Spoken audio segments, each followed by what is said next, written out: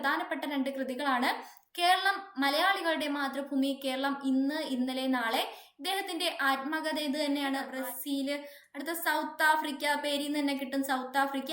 അമ്മ എന്ന് പറഞ്ഞാൽ അമേരിക്കയാണ്. ഭക്ഷ്യധാന്യങ്ങളുടെ കാര്യത്തിൽ ഇന്ത്യ സ്വയം പര്യാപ്തത നേടി. ഡോക്ടർ MS സ്വാമിനാഥൻ ഇന്ത്യൻ ഹരിത വിപ്ലവത്തിന്റെ പിതാവ് എന്നറിയപ്പെട്ടു. ആരാണ്? റോക്കറ്റ് വനിത. 6 വെച്ച് കണക്ട് ചെയ്യുക. ഋതു കരിതാൽ കേട്ടോ.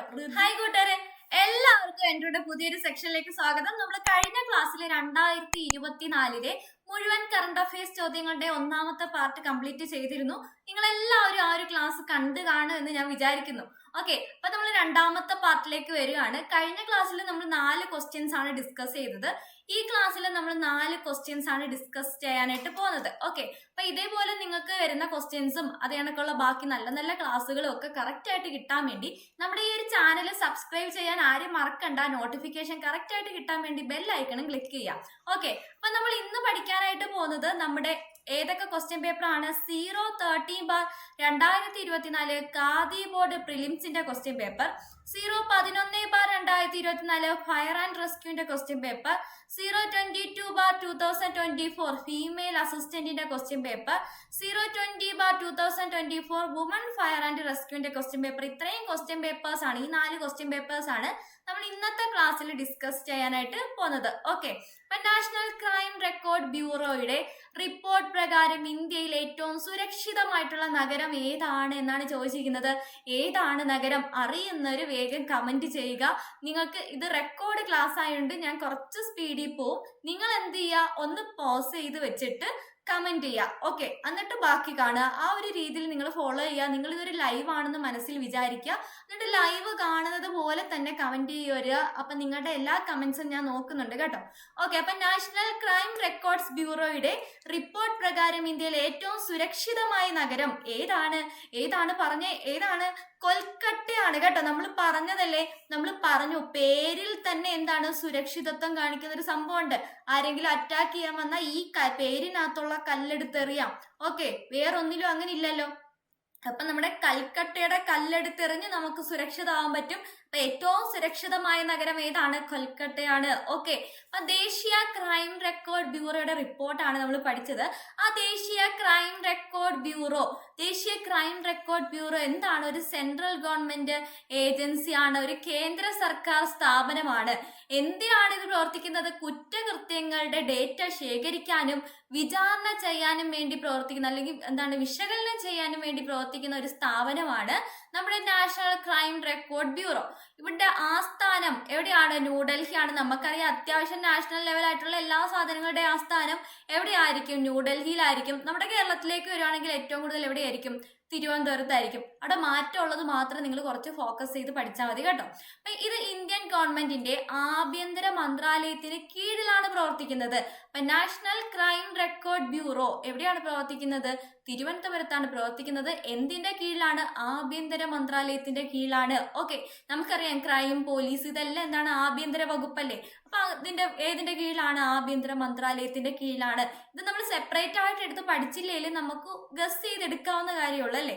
ഇതുപോലെ എന്നാണ് സ്ഥാപിച്ചത്? എന്താണ് നാഷണൽ ക്രൈം റെക്കോർഡ് ബ്യൂറോ സ്ഥാപിച്ചത്? 1986 ഓക്കെ, അപ്പൊ ഇന്ത്യയിൽ ഏറ്റവും കൂടുതൽ കുറ്റകൃത്യം നടക്കുന്ന സംസ്ഥാനങ്ങൾ ഏതൊക്കെയാണ്? ഏറ്റവും കൂടുതൽ കുറ്റകൃത്യം എവിടെയാണ്? നമ്മുടെ ഉത്തർപ്രദേശിൽ ഓൾറെഡി ആളുകൾ കൂടുതലാണ്. അപ്പൊ അവിടെ ഉറപ്പായിട്ടും കുറ്റകൃത്യവും കൂടുതലായിരിക്കും. പിന്നെ നമ്മുടെ കൊച്ചു കേരളം ഉണ്ട് കേട്ടോ. കേരളമാണ് പിന്നെ ഉള്ളത്. കേരളം, മഹാരാഷ്ട്ര, ഡൽഹി, ബീഹാർ, ഇവിടെയൊക്കെ എന്താണ് കുറ്റകൃത്യങ്ങൾ കൂടുതലുള്ള സംസ്ഥാനങ്ങളാണ്. ഡൽഹിയാണ് സ്ത്രീകൾക്ക് ഏറ്റവും സുരക്ഷിതമല്ലാത്ത നഗരം. ഓക്കെ, ഏറ്റവും സുരക്ഷിതമല്ലാത്ത നഗരം ഏതാണ്? ഡൽഹിയാണ്. ഏറ്റവും സുരക്ഷിതം ഏതാണ്? കൽക്കട്ടയാണ്. ഓക്കെ, അപ്പൊ ഏറ്റവും സുരക്ഷിതം കൽക്കട്ടയാണ്, ഏറ്റവും സുരക്ഷിതമല്ലാത്തത് ഡൽഹിയാണ്. ഉത്തർപ്രദേശ് ആണ് ഏറ്റവും കൂടുതൽ കുറ്റകൃത്യം നടക്കുന്ന സംസ്ഥാനം. 2ാം സ്ഥാനം ആർക്കാണ്? അരുണാചൽ പ്രദേശിനാണ്. നിങ്ങൾ അരുണാചൽ പ്രദേശിനെ ചിലപ്പം ഗസ് ചെയ്യൂല അല്ലേ. അരുണാചൽ പ്രദേശിനേക്കാളും ഒക്കെ വേറെ പല സ്ഥലങ്ങളും നമ്മൾ ചിലപ്പം ഊഹിച്ചെടുക്കും. പക്ഷെ അരുണാചൽ പ്രദേശ് നിങ്ങളിങ്ങനെ വിചാരിച്ചാൽ മതി, ചൈനയുടെ അതിർത്തിയല്ലേ. അപ്പൊ അതിർത്തി ആയതുകൊണ്ട് അവിടെ ഇങ്ങനെ ആക്രമണങ്ങളൊക്കെ ഉണ്ടാവുന്നുണ്ട്. അങ്ങനെയൊക്കെ ഒന്ന് കണക്ട് ചെയ്ത് വെച്ചാൽ മതി. 2ാം സ്ഥാനം അപ്പൊ എവിടെയാണ്? അരുണാചൽ പ്രദേശ് ആണ്. ഓക്കെ അല്ലേ. അടുത്ത ചോദ്യം, അടുത്ത നമ്മുടെ സ്പേസുമായിട്ട് ബന്ധപ്പെട്ട കറണ്ട് അഫയേഴ്സ് ആണ്. ഇന്ത്യ തദ്ദേശീയമായി വികസിപ്പിച്ചെടുത്ത സൺസിൻക്രണൈസ്ഡ് ഉപഗ്രഹം ഏതാണ് എന്നാണ് ചോദിച്ചിരിക്കുന്നത്. ഏതാണ് നിങ്ങൾ പറഞ്ഞ IRS-1A ആണോ, അടുത്ത GSAT ആണോ, NVS-1 ആണോ, ഇവയെല്ലാമാണോ? ഏതാണ് അറിയുന്നവര് വേഗം കമന്റ് ചെയ്യുക. ഏതാണ് ഉത്തരം പറഞ്ഞേ. ഏതാണ് നമ്മുടെ ഉത്തരം? ഏതാണ്? IRS-1A ആണ്. ഏതാണ്? IRS-1A. അപ്പൊ എന്താണ് സംഭവം? 1988 മാർച്ച് 17. അപ്പൊ നിങ്ങൾ വിചാരിക്കും ഇതെങ്ങനെ കറണ്ട് അഫയേഴ്സ് ആയി? ഇതുമായിട്ട് ബന്ധപ്പെട്ട കറണ്ട് അഫയേഴ്സ് ഒരെണ്ണം വന്നിട്ടുണ്ടായിരുന്നു കേട്ടോ. അപ്പൊ 1988 മാർച്ച് 17 ISROയുടെ ആദ്യത്തെ തദ്ദേശീയ വിദൂര സംവേദന ഉപഗ്രഹമാണ് ഏതെന്ന് പറയുന്നത്? IRS-1A എന്ന് പറയുന്നത്. അപ്പൊ എന്നാണ് 1988 മാർച്ച് 17 ISROയുടെ ആദ്യത്തെ തദ്ദേശീയ വിദൂര സംവേദന ഉപഗ്രഹം എന്താണ്? വിദൂര സംവേദന ഉപഗ്രഹമാണ് IRS-1A. ഓക്കെ, സോവിയറ്റ് വിക്ഷേപണ വാഹനമായിട്ടുള്ള വോസ്റ്റോക്കിലാണ് ഇത് വിക്ഷേപിച്ചത്. അപ്പൊ 1988 മാർച്ച് 17 എവിടെയാണ്? നമ്മുടെ റഷ്യയുടെ വോസ്റ്റോക്കിലാണ് ഇത് വിക്ഷേപിച്ചത്. ആദ്യ ഇന്ത്യൻ നിർമ്മിത റിമോട്ട് സെൻസിംഗ് ഉപഗ്രഹം ഏതെന്ന് ചോദിച്ചാൽ ഏതെന്ന് പറയും? അതും IRS-1A ആണ്. ആദ്യത്തെ ഇന്ത്യയുടെ റിമോട്ട് സെൻസിംഗ് ഉപഗ്രഹം. ഈ റിമോട്ട് സെൻസിങ്ങിന്റെ മലയാളമാണ് വിദൂര സംവേദന, അത്രേ ഉള്ളൂ കേട്ടോ. അപ്പൊ ആദ്യ ഇന്ത്യൻ നിർമ്മിത റിമോട്ട് സെൻസിംഗ് ഉപഗ്രഹം ഏതാണ്? IRS-1A. ഓക്കെ, കൃഷി, ഭൂഗർഭ ശാസ്ത്രം, വനം, ജലശാസ്ത്രം തുടങ്ങിയ മേഖലകളിലെ ഭൂമി അധിഷ്ഠിത ആപ്ലിക്കേഷനുകൾക്കായിട്ടാണ് ഇത് ഉപയോഗിക്കുന്നത്. അപ്പൊ റിമോട്ട് സെൻസിങ് എന്ന് പറയുമ്പോൾ തന്നെ നമ്മുടെ ഈ ഒരു പ്രകൃതിയായിട്ട് ബന്ധപ്പെട്ട കാര്യങ്ങൾ, അതായത് കൃഷി വരും, ഭൂഗർഭ ശാസ്ത്രം വരും, വനം, ജലശാസ്ത്രം, ഇതെല്ലാം ഉൾപ്പെടുത്തുന്ന ആപ്ലിക്കേഷനുകൾക്ക് വേണ്ടിയാണ് എന്ത് പ്രവർത്തിക്കുന്നത്? IRS-1A പ്രവർത്തിക്കുന്നത്. ഇനി 8 വർഷവും 4 മാസവും കഴിഞ്ഞ് 1996 ജൂലൈയിൽ ദൗത്യം പൂർത്തിയായി. ഓക്കെ, എന്നാണ് 8 വർഷവും 4 മാസമായിരുന്നു ഇതിന്റെ കാലാവധി. 8 വർഷവും 4 മാസമായിരുന്നു IRS-1Aയുടെ കാലാവധി. എന്താണ് അത്? എന്ന് പൂർത്തിയായി? 1996 ജൂലൈയിൽ പൂർത്തിയായി. ഓക്കെ അല്ലേ? ഇനി അടുത്ത ചോദ്യം. ഇത് നമ്മുടെ സ്കീംസുമായിട്ട് ബന്ധപ്പെട്ട ടോപ്പിക്കാണ്. സ്കീംസിനകത്ത് വന്ന കറണ്ട് അഫയേഴ്സ് ആണ് കേട്ടോ. സ്കീംസ്. അപ്പൊ കർഷകർക്ക് അവരുടെ ഉൽപ്പന്നങ്ങൾക്ക് ആദായകരമായിട്ടുള്ള വില ഉറപ്പാക്കുക എന്ന ലക്ഷ്യത്തോടെ ആരംഭിച്ച പദ്ധതി ഏതാണ്? കർഷകർക്ക് അവരുടെ ഉൽപ്പന്നങ്ങൾക്ക് ആദായകരമായിട്ടുള്ള വില ഉറപ്പാക്കുക എന്ന ലക്ഷ്യത്തോടെ ആരംഭിച്ച പദ്ധതി ഏതാണ്? അറിയുന്നവര് വേഗം കമന്റ് ചെയ്യുക. PM Kusum യോജനയാണോ, PM Sowbhagya യോജനയാണോ, PM ഉജ്ജ്വല യോജനയാണോ, PM ആശാ യോജനയാണോ? ആർക്കാണ്? കുസുമം വരുമോ നമ്മുടെ കർഷകർക്ക്? ഇല്ല. സൗഭാഗ്യമാണോ കർഷകർക്ക് ആദായകരമായിട്ടുള്ള വില കൊടുക്കുക എന്ന് പറഞ്ഞാൽ സൗഭാഗ്യമാണോ? അല്ല. മൊത്തം പൈസയും കൊടുത്താൽ സൗഭാഗ്യമാവും, പക്ഷെ ആദായ വിലയല്ലേ, അത് സൗഭാഗ്യമൊന്നും അല്ല. ഉജ്ജ്വലമാണോ? ഉജ്ജ്വല വിജയമോ? അതൊന്നും അല്ല. അവർക്കൊരു ചെറിയ ആശയാണ്, ഇത്ര കൃഷി ചെയ്താലും എന്ത് കിട്ടും? കുറച്ച് പൈസയെങ്കിലും കിട്ടുമല്ലോ. അപ്പൊ ഏതാണ്? PM ആശാ യോജന. കിട്ടോ? PM ആശാ യോജന. അടുത്ത, കർഷകർക്കും അവരുടെ ഉൽപ്പന്നങ്ങൾക്കും ന്യായമായ വില ഉറപ്പാക്കാൻ ലക്ഷ്യമിട്ടുള്ള പദ്ധതിയാണ് ഏതെന്ന് പറയുന്നത്? പ്രധാനമന്ത്രി അന്നദാത ആയ് സംരക്ഷൺ അഭിയാൻ എന്ന് പറയുന്നത്. അല്ലെങ്കിൽ എന്ത് പറയാം? പ്രധാനമന്ത്രി ആശാ യോജന എന്ന് പറയാം. ഇതിന്റെ ഫുൾ ഫോം ആണ് കേട്ടോ ഇത്. അന്നദാത ആയ് സംരക്ഷൺ, അതിന്റെ ഷോർട്ട് ഫോം ആണ് ആശ. അപ്പൊ പ്രധാനമന്ത്രി അന്നദാത ആയ് സംരക്ഷൺ അഭിയാൻ അല്ലെങ്കിൽ പ്രധാനമന്ത്രി ആശാ യോജന എന്താണ്? കർഷകർക്കും അവരുടെ ഉൽപ്പന്നങ്ങൾക്കും ന്യായമായ വില ലഭിക്കാനുള്ള പദ്ധതിയാണ്. ഓക്കെ അല്ലേ? ഇനി പയറുവർഗ്ഗങ്ങൾ, എണ്ണക്കുരുക്കൾ തുടങ്ങിയവ കൃഷി ചെയ്യുന്ന കർഷകർക്ക് ഓരോ വർഷവും അവരുടെ വിളകൾക്ക് വാഗ്ദാനം ചെയ്യുന്ന കുറഞ്ഞ താങ്ങുവില യഥാർത്ഥത്തിൽ ലഭിക്കുന്നുണ്ടെന്ന് ഉറപ്പാക്കുന്ന ശ്രമം എന്ന നിലയിലാണ് 2018 സെപ്റ്റംബറിൽ എന്താരംഭിച്ചത്? പ്രധാനമന്ത്രി ആശ അല്ലെങ്കിൽ പ്രധാനമന്ത്രി അന്നദാത ആയ് സംരക്ഷൺ അഭിയാൻ ആരംഭിച്ചത്. അപ്പൊ എന്നാണ് PM ആശാ യോജന ആരംഭിച്ചത്? 2018. ഓക്കെ അല്ലേ? ക്ലിയർ അല്ലേ? കാർഷിക ഉൽപാദകർക്ക് കാർഷിക വിലയിലെ കുത്തനെയുള്ള ഇടിവിനെതിരെ ഇൻഷുർ ചെയ്യുന്നതിനായി ഗവൺമെന്റ് നടത്തുന്ന വിപണി ഇടപാടിന്റെ ഒരു രൂപമാണ് MSP അവരുടെ ഉൽപ്പന്നങ്ങൾക്ക് സർക്കാരിൽ നിന്നുള്ള ഗ്യാരണ്ടി വിലയാണ് ആ മിനിമം താങ്ങുവില എന്ന് പറയുന്നത്. അപ്പൊ എന്തുവാ ഇവിടെ കൊടുക്കുന്നത്? ഇവിടെ കൊടുക്കുന്നത് ഒരു താങ്ങുവിലയാ കൊടുക്കുന്നത്, അല്ലാതെ നമ്മുടെ വിപണിയിലെ കറക്റ്റ് റേറ്റ് ഒന്നും അല്ല, ഒരു താങ്ങുവില, ഒരു മിനിമം വാല്യൂ ആണ് കൊടുക്കുന്നത്. എന്താണ് അപ്പൊ താങ്ങുവില എന്ന് പറയുന്നത്? കാർഷിക ഉൽപാദകർക്ക് കാർഷിക വിലയിലെ കുത്തനെയുള്ള ഇടിവിനെതിരെ ഇൻഷുറത്തിൽ നമ്മൾ ഇൻഷുറൻസ് ചെയ്യില്ല, അതുപോലെ തന്നെ ഇൻഷുർ ചെയ്യുന്നതിനായിട്ട് ഗവൺമെന്റ് നടത്തുന്ന ഒരു വിപണി ഇടപെടലാണ് എന്ത് നമ്മുടെ ഈ പറയുന്ന PM ആശ യോജനയിലൂടെ ചെയ്യുന്നത്. ഓക്കെ അല്ലേ? ഇനി അടുത്തത് ഓബിറ്ററി ആയിട്ട് ബന്ധപ്പെട്ട ഒരു ചോദ്യമാണ്. ഹരിത വിപ്ലവവുമായി ബന്ധപ്പെട്ട് ശരിയായ പ്രസ്താവന ഏതാണ് ഹരിത വിപ്ലവവുമായി ബന്ധപ്പെട്ട് ശരിയായ പ്രസ്താവന? ഏതാന്ന് നോക്കാം. ബഫർ സ്റ്റോക്ക് സൃഷ്ടിക്കുന്നതിനാവശ്യമായിട്ടുള്ള ഭക്ഷ്യധാന്യങ്ങൾ സംഭരിക്കാൻ ഗവൺമെന്റിന് സാധിച്ചു. പാവപ്പെട്ടവർക്ക് ഗുണകരമായ വിധത്തിൽ ഭക്ഷ്യധാന്യങ്ങളുടെ വില കുറഞ്ഞു. അടുത്ത, സമ്പന്ന കർഷകരും ദരിദ്ര കർഷകരും തമ്മിലുള്ള അന്തരം വർദ്ധിച്ചു. 3 സ്റ്റേറ്റ്മെന്റ്സ് ആണ് തന്നിരിക്കുന്നത്. ഇതിൽ 4 ഓപ്ഷൻസ് ഉണ്ട്. 1, 3 എന്നിവ മാത്രം, 1, 2, 3 എന്നിവയെല്ലാം, 1, 2 എന്നിവ മാത്രം, 2, 3 എന്നിവ മാത്രം. ഈ തന്നേക്കുന്നതിനകത്ത് എന്താ കണ്ടുപിടിക്കേണ്ടത്? ശരിയായ പ്രസ്താവനയാണ്. അറിയുന്നവര് വേഗം കമന്റ് ചെയ്യുക, ഉത്തരം പറയാനായിട്ട് പോവുകയാണ്. ഓക്കെ, അപ്പൊ ഏതാണ്? B ആണ്. 1, 2, 3 ശരിയാണ്, എല്ലാം ശരിയാണ്. ഓക്കെ, അപ്പൊ എന്താണ്? ബഫർ സ്റ്റോക്ക് സൃഷ്ടിക്കുന്നതിന് ആവശ്യമായിട്ടുള്ള ഭക്ഷ്യധാന്യങ്ങൾ സംഭരിക്കാൻ ഗവൺമെന്റിന് സാധിച്ചു. രണ്ടാമത്തെ എന്താണ്? പാവപ്പെട്ടവർക്ക് ഗുണകരമായ വിധത്തിൽ ഭക്ഷ്യധാന്യങ്ങളുടെ വില കുറഞ്ഞു. സംഭവം ഒരുപാട് ഉണ്ടാക്കി എന്താണ്? വില കുറയും അല്ലെ? അതുപോലെ സമ്പന്ന കർഷകരും ദരിദ്ര കർഷകരും തമ്മിലുള്ള അന്തരം വർദ്ധിച്ചില്ലേ? കാരണം ഈ ഹരിത വിപ്ലവം കൊണ്ട് ഗുണം ഉണ്ടായത് കൂടുതൽ വസ്തുവും കൂടുതൽ കൃഷിഭൂമിയൊക്കെ ഉണ്ടായവർക്കാണ്. അപ്പൊ കുറച്ചുള്ളവർക്കും വല്ല ഗുണമുണ്ടോ? അത്ര ഗുണമൊന്നുമില്ല. അപ്പൊ എന്താണ്? അവർ തമ്മിലുള്ള അന്തരം വർദ്ധിച്ചു. ഓക്കെ അല്ലേ? അപ്പൊ എന്തുകൊണ്ടാണ് ഇത് ഓബിറ്ററിക്കകത്ത് വന്നത്? എന്തുകൊണ്ട്? ആരാണ് അന്തരിച്ചത്?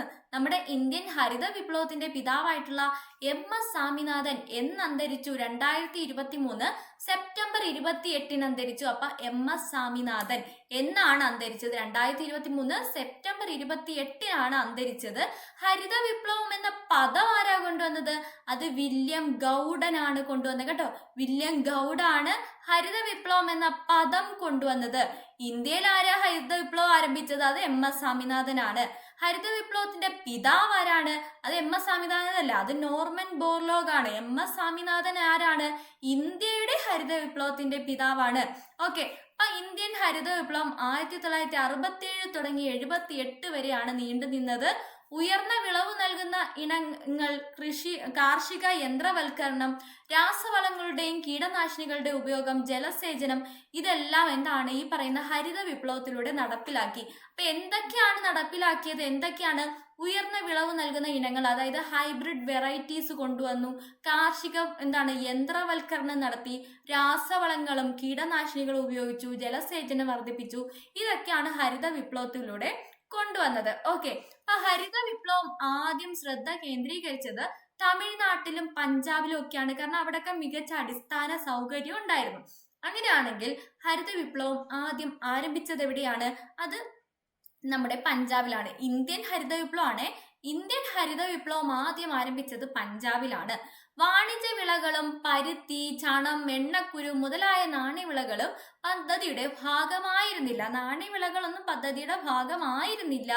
ഇന്ത്യയിലെ ഹരിത വിപ്ലവം പ്രധാനമായും ഗോതമ്പ്, അരി തുടങ്ങിയ ഭക്ഷ്യധാന്യങ്ങൾക്കാണ് ഊന്നൽ നൽകിയിരുന്നത്.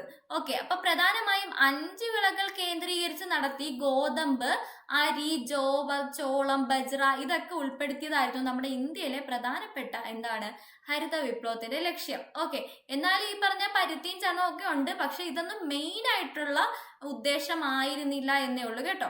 ഓക്കെ, അപ്പൊ ഹരിത വിപ്ലവത്തിന് ലഭിക്കുന്ന പ്രധാന നേട്ടങ്ങൾ എന്തൊക്കെയാണ്? കാർഷിക ഉൽപാദനത്തിൽ വർധന ഉണ്ടായി.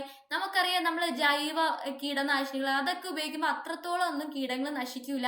അപ്പൊ കാർഷിക വിളകൾ കുറെയൊക്കെ നശിച്ചു പോകും. പക്ഷെ ഈ രാസവളങ്ങളും കീടനാശിനികളും ഒക്കെ ഉപയോഗിച്ചപ്പോഴത്തേക്ക് ആ ഒരു സൈഡിൽ നിന്നുള്ള അറ്റാക്ക് കുറഞ്ഞു, രോഗപ്രതിരോധ ശേഷി കിട്ടി, അങ്ങനെ കുറെയൊക്കെ ഉണ്ടല്ലേ. അപ്പൊ കാർഷിക ഉൽപാദനത്തിൽ വർധനവുണ്ടായി.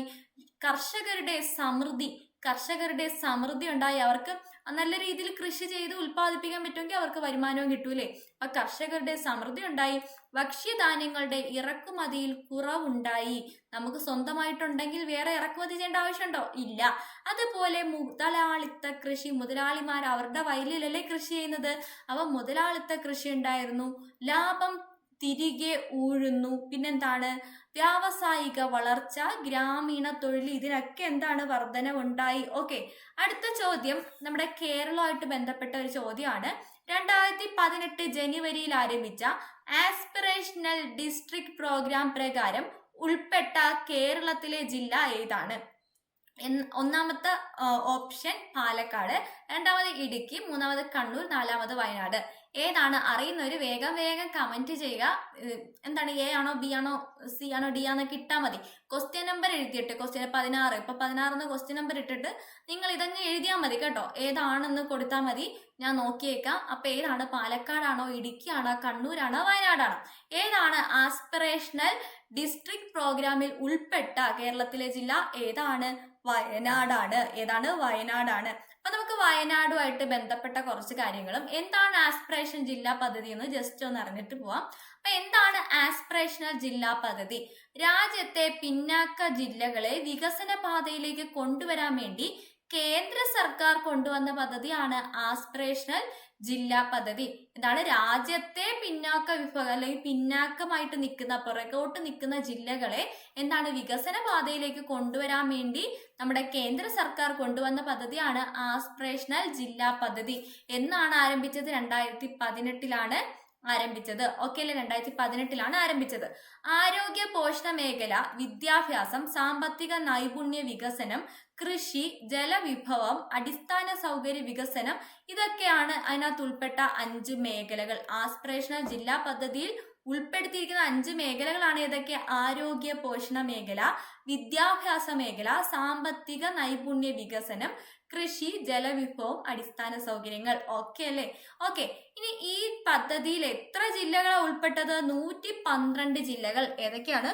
112 ജില്ലകളാണ് ആസ്പിറേഷണൽ ജില്ലാ പദ്ധതിയിൽ ഉൾപ്പെട്ടത്. ഓക്കെ, പദ്ധതിയിൽ ഉൾപ്പെട്ട കേരളത്തിലെ ജില്ല ഏതാണ്? പദ്ധതിയിൽ ഉൾപ്പെട്ട കേരളത്തിലെ ജില്ല വയനാടാണ്. ഓക്കെ അല്ലേ?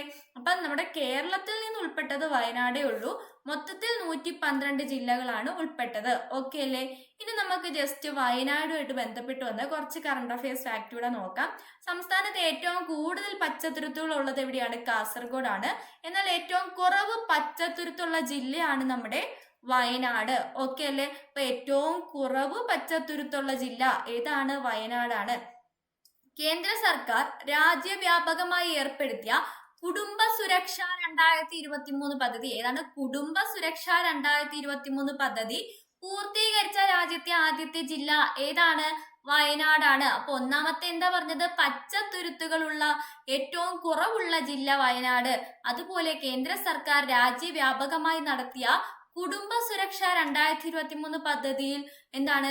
പൂർത്തീകരിച്ച രാജ്യത്തെ ആദ്യത്തെ ജില്ല ഏതാണ്? വയനാടാണ്. അതുപോലെ രാജ്യത്തെ ജില്ലാ പഞ്ചായത്ത് തലത്തിൽ കാർബൺ തൂലിത അല്ലെ കാർബൺ ന്യൂട്രൽ റിപ്പോർട്ട് പുറത്തിറക്കിയ ആദ്യ ജില്ല.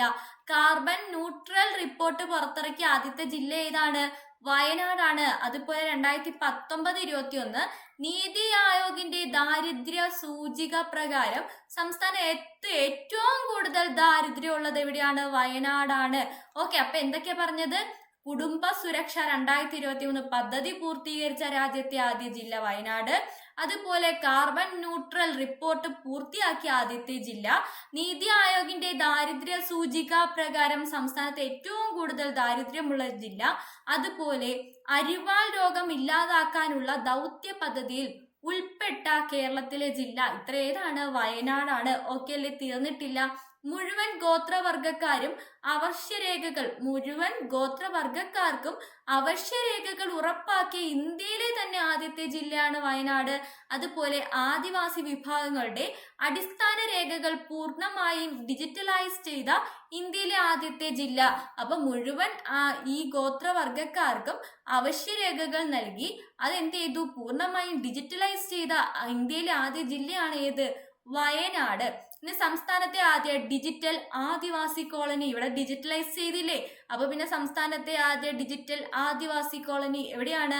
വയനാടാണ്. ഓക്കെ, ഇനി ശതമാന അടിസ്ഥാനത്തിൽ കേരളത്തിൽ ഏറ്റവും കൂടുതൽ വനമുള്ള ജില്ല ഏതാണ്? അതും നമ്മുടെ വയനാടാണ്. ഓക്കെ അല്ലേടാ? ഓക്കെ അല്ലേ? സെറ്റ് അല്ലേ? ഇനി അടുത്ത നമ്മുടെ കേരള ഗവേണൻസുമായിട്ട് ബന്ധപ്പെട്ട് വന്നൊരു ചോദ്യമാണ്. കേരള തദ്ദേശ സ്വയംഭരണ വകുപ്പിന് കീഴിൽ വരാത്ത കേരള സർക്കാർ സ്ഥാപനം ഏതാണ്? കേരള തദ്ദേശ സ്വയംഭരണ വകുപ്പിന് കീഴിൽ വരാത്ത സർക്കാർ സ്ഥാപനം ശുചിത്വ മിഷനാണോ, കുടുംബശ്രീ ആണോ, കിലയാണോ, ഇൻഫർമേഷൻ കേരള മിഷനാണോ? ഏതാണ് ഉത്തരം? വേഗം അറിയുന്നവരെ കമന്റ് ചെയ്യുക. ശുചിത്വ മിഷനാണോ, കുടുംബശ്രീ ആണോ, കിലയാണോ, ഇൻഫർമേഷൻ കേരള മിഷനാണോ? ഏതാണ്? ഇവയൊന്നുമല്ല, ഇതെല്ലാം വരുന്നതാണ് കേട്ടോ. ഏതാണ്? ശുചിത്വ മിഷൻ, കുടുംബശ്രീ, കില, ഇൻഫോർമേഷൻ കേരള മിഷൻ, ഇതെല്ലാം നമ്മുടെ കേരള സർക്കാർ സ്ഥാപനമാണ്. ഓക്കെ, അപ്പൊ എന്താണ്? Kerala total sanitation and health മിഷനും സംസ്ഥാന സർക്കാരിന്റെ കരമാലിന്യ പരിപാലന പരിപാടികൾക്ക് നേതൃത്വം നൽകി വരുന്ന ഏജൻസി ആയിട്ടുള്ള ക്ലീൻ കേരള മിഷനും ഏതാണ്? നമ്മുടെ ഏതൊക്കെയാണ്? Kerala total sanitation and health മിഷനും ക്ലീൻ കേരള മിഷനും സംയോജിതമായി നടത്തി വരുന്ന പദ്ധതിയാണ് ശുചിത്വ മിഷൻ. ഓക്കെ, ശുചിത്വ മിഷൻ എന്നാണ് ആരംഭിച്ചത്? 2008 ആരംഭിച്ചത്. ഓക്കെ അല്ലേ? ഇനി അടുത്ത കുടുംബശ്രീ എന്താണ്? കേരള സർക്കാരിന്റെ സംസ്ഥാന ദാരിദ്ര്യ നിർമ്മാർജ്ജന മിഷൻ നടപ്പിലാക്കുന്ന ദാരിദ്ര്യ നിർമ്മാർജ്ജന സ്ത്രീ ശാക്തീകരണ പരിപാടിയാണ് ഏതെന്ന് പറയുന്നത്? കുടുംബശ്രീ എന്ന് പറയുന്നത്. അപ്പൊ കേരളത്തിലെ total sanitation, Kerala total sanitation and health മിഷനും ക്ലീൻ കേരള മിഷനും കൂടെ ചേർന്ന് നടപ്പിലാക്കുന്ന പദ്ധതി ഏതാണ്? ശുചിത്വ മിഷൻ. എന്നാരംഭിച്ചു? 2008 ആരംഭിച്ചു. Okay, 1998 May 17 എന്താരംഭിച്ചത്? നമ്മുടെ കുടുംബശ്രീ ആരംഭിച്ചത്. നമ്മൾ പറഞ്ഞാണ് കുടുംബശ്രീ ദിനവും ഹൈപ്പർ ടെൻഷൻ ദിനവും ഒന്നാണ് അല്ലെ? കുടുംബത്തിലെ സ്ത്രീകളെ കാരണം ഭയങ്കര ടെൻഷൻ ആണെന്ന് വിചാരിച്ചാൽ മതി. കുടുംബശ്രീ ദിനവും ഹൈപ്പർ ടെൻഷൻ ദിനം എന്നാണ്? മെയ് 17. 1998 മെയ് 17 അന്നത്തെ പ്രധാനമന്ത്രിയായിരുന്ന അടൽ ബിഹാരി വാജ്പേയി മലപ്പുറത്താണ് കുടുംബശ്രീ ഉദ്ഘാടനം ചെയ്തത്. അപ്പൊ എവിടെയാ ഉദ്ഘാടനം ചെയ്തത്? മലപ്പുറത്താണ് ഉദ്ഘാടനം ചെയ്തത്. ഓക്കെ അല്ലേ? ഇനി അടുത്ത ചോദ്യം, അതും കേരള ഗവേണൻസുമായിട്ട് ബന്ധപ്പെട്ട തന്നെ ചോദ്യമാണ്. താഴെ തന്നിരിക്കുന്നവയിൽ തെറ്റായി സൂചിപ്പിച്ചിരിക്കുന്ന നിയോജക മണ്ഡലം ഏതാണ്? അല്ല, MLA ആണ് ചോദിച്ചിരിക്കുന്നത്. നിയോജക മണ്ഡലം MLA ഏതാണ്? തെറ്റെന്നാണ് നമ്മൾ കണ്ടുപിടിക്കാനുള്ളത്. ഒന്നാമത്തെ A option MB Rajesh Kalamassery, B option P Rajeev Beypore, C option PA Muhammad Rasheed Aranmula, option D എന്താണ്? വീണ ജോർജ് തൃത്താല. ഇതിൽ ഏതാണ് തെറ്റ് എന്നാണ് കണ്ടുപിടിക്കേണ്ടത്. തെറ്റ് ഏതാണ്? തന്നേക്കുന്ന ഓപ്ഷൻ ബി, ഡി, എ എല്ലാം തെറ്റാണ്. ഏതാണ് ഉത്തരം? അറിയുന്നൊരു വേഗം കമന്റ് ചെയ്യുക. നിങ്ങളുടെ കമന്റ്സ് എല്ലാം ഇങ്ങനെ നമ്മുടെ ലൈവ് കാണുന്നത് പോലെ തന്നെ നിങ്ങളുടെ കമന്റ്സ് ഇങ്ങനെ നമ്മുടെ കമന്റ് ബോക്സിൽ നിറയണം. ഞാൻ നിങ്ങളെല്ലാവരുടെയും കമന്റ്സിന് വെയിറ്റ് ചെയ്തിരിക്കും. ഓക്കെ, അപ്പൊ ഏതാണ്? വേഗം കമന്റ് ചെയ്തോ. ഏതാണ് ഉത്തരം? എല്ലാം തെറ്റാണ് കേട്ടോ, ഒന്നും ശരിയില്ല. ഇതൊന്നും നിങ്ങൾ പഠിച്ചു വെക്കണ്ട. ഓക്കെ, ശരിയായിട്ടുള്ള ഉത്തരം നമുക്ക് ഇപ്പൊ തന്നെ പഠിച്ചേക്കാം. പിണറായി വിജയൻ ഏതൊക്കെ മേഖലയാണെന്ന് ഞാൻ പറയുന്നില്ല. നമ്മൾ ബാക്കിയുള്ളവരുടെ എല്ലാവരെയും പഠിച്ചു കഴിഞ്ഞിട്ട് ബാക്കി അവശേഷിക്കുന്ന എല്ലാ വകുപ്പുകളും ആരായിരിക്കും കൈകാര്യം ചെയ്യുന്നത്? പിണറായി വിജയൻ ആയിരിക്കും കൈകാര്യം ചെയ്യുന്നത്. മണ്ഡലം ഏതാണ്? ധർമ്മടം മണ്ഡലം കേട്ടോ.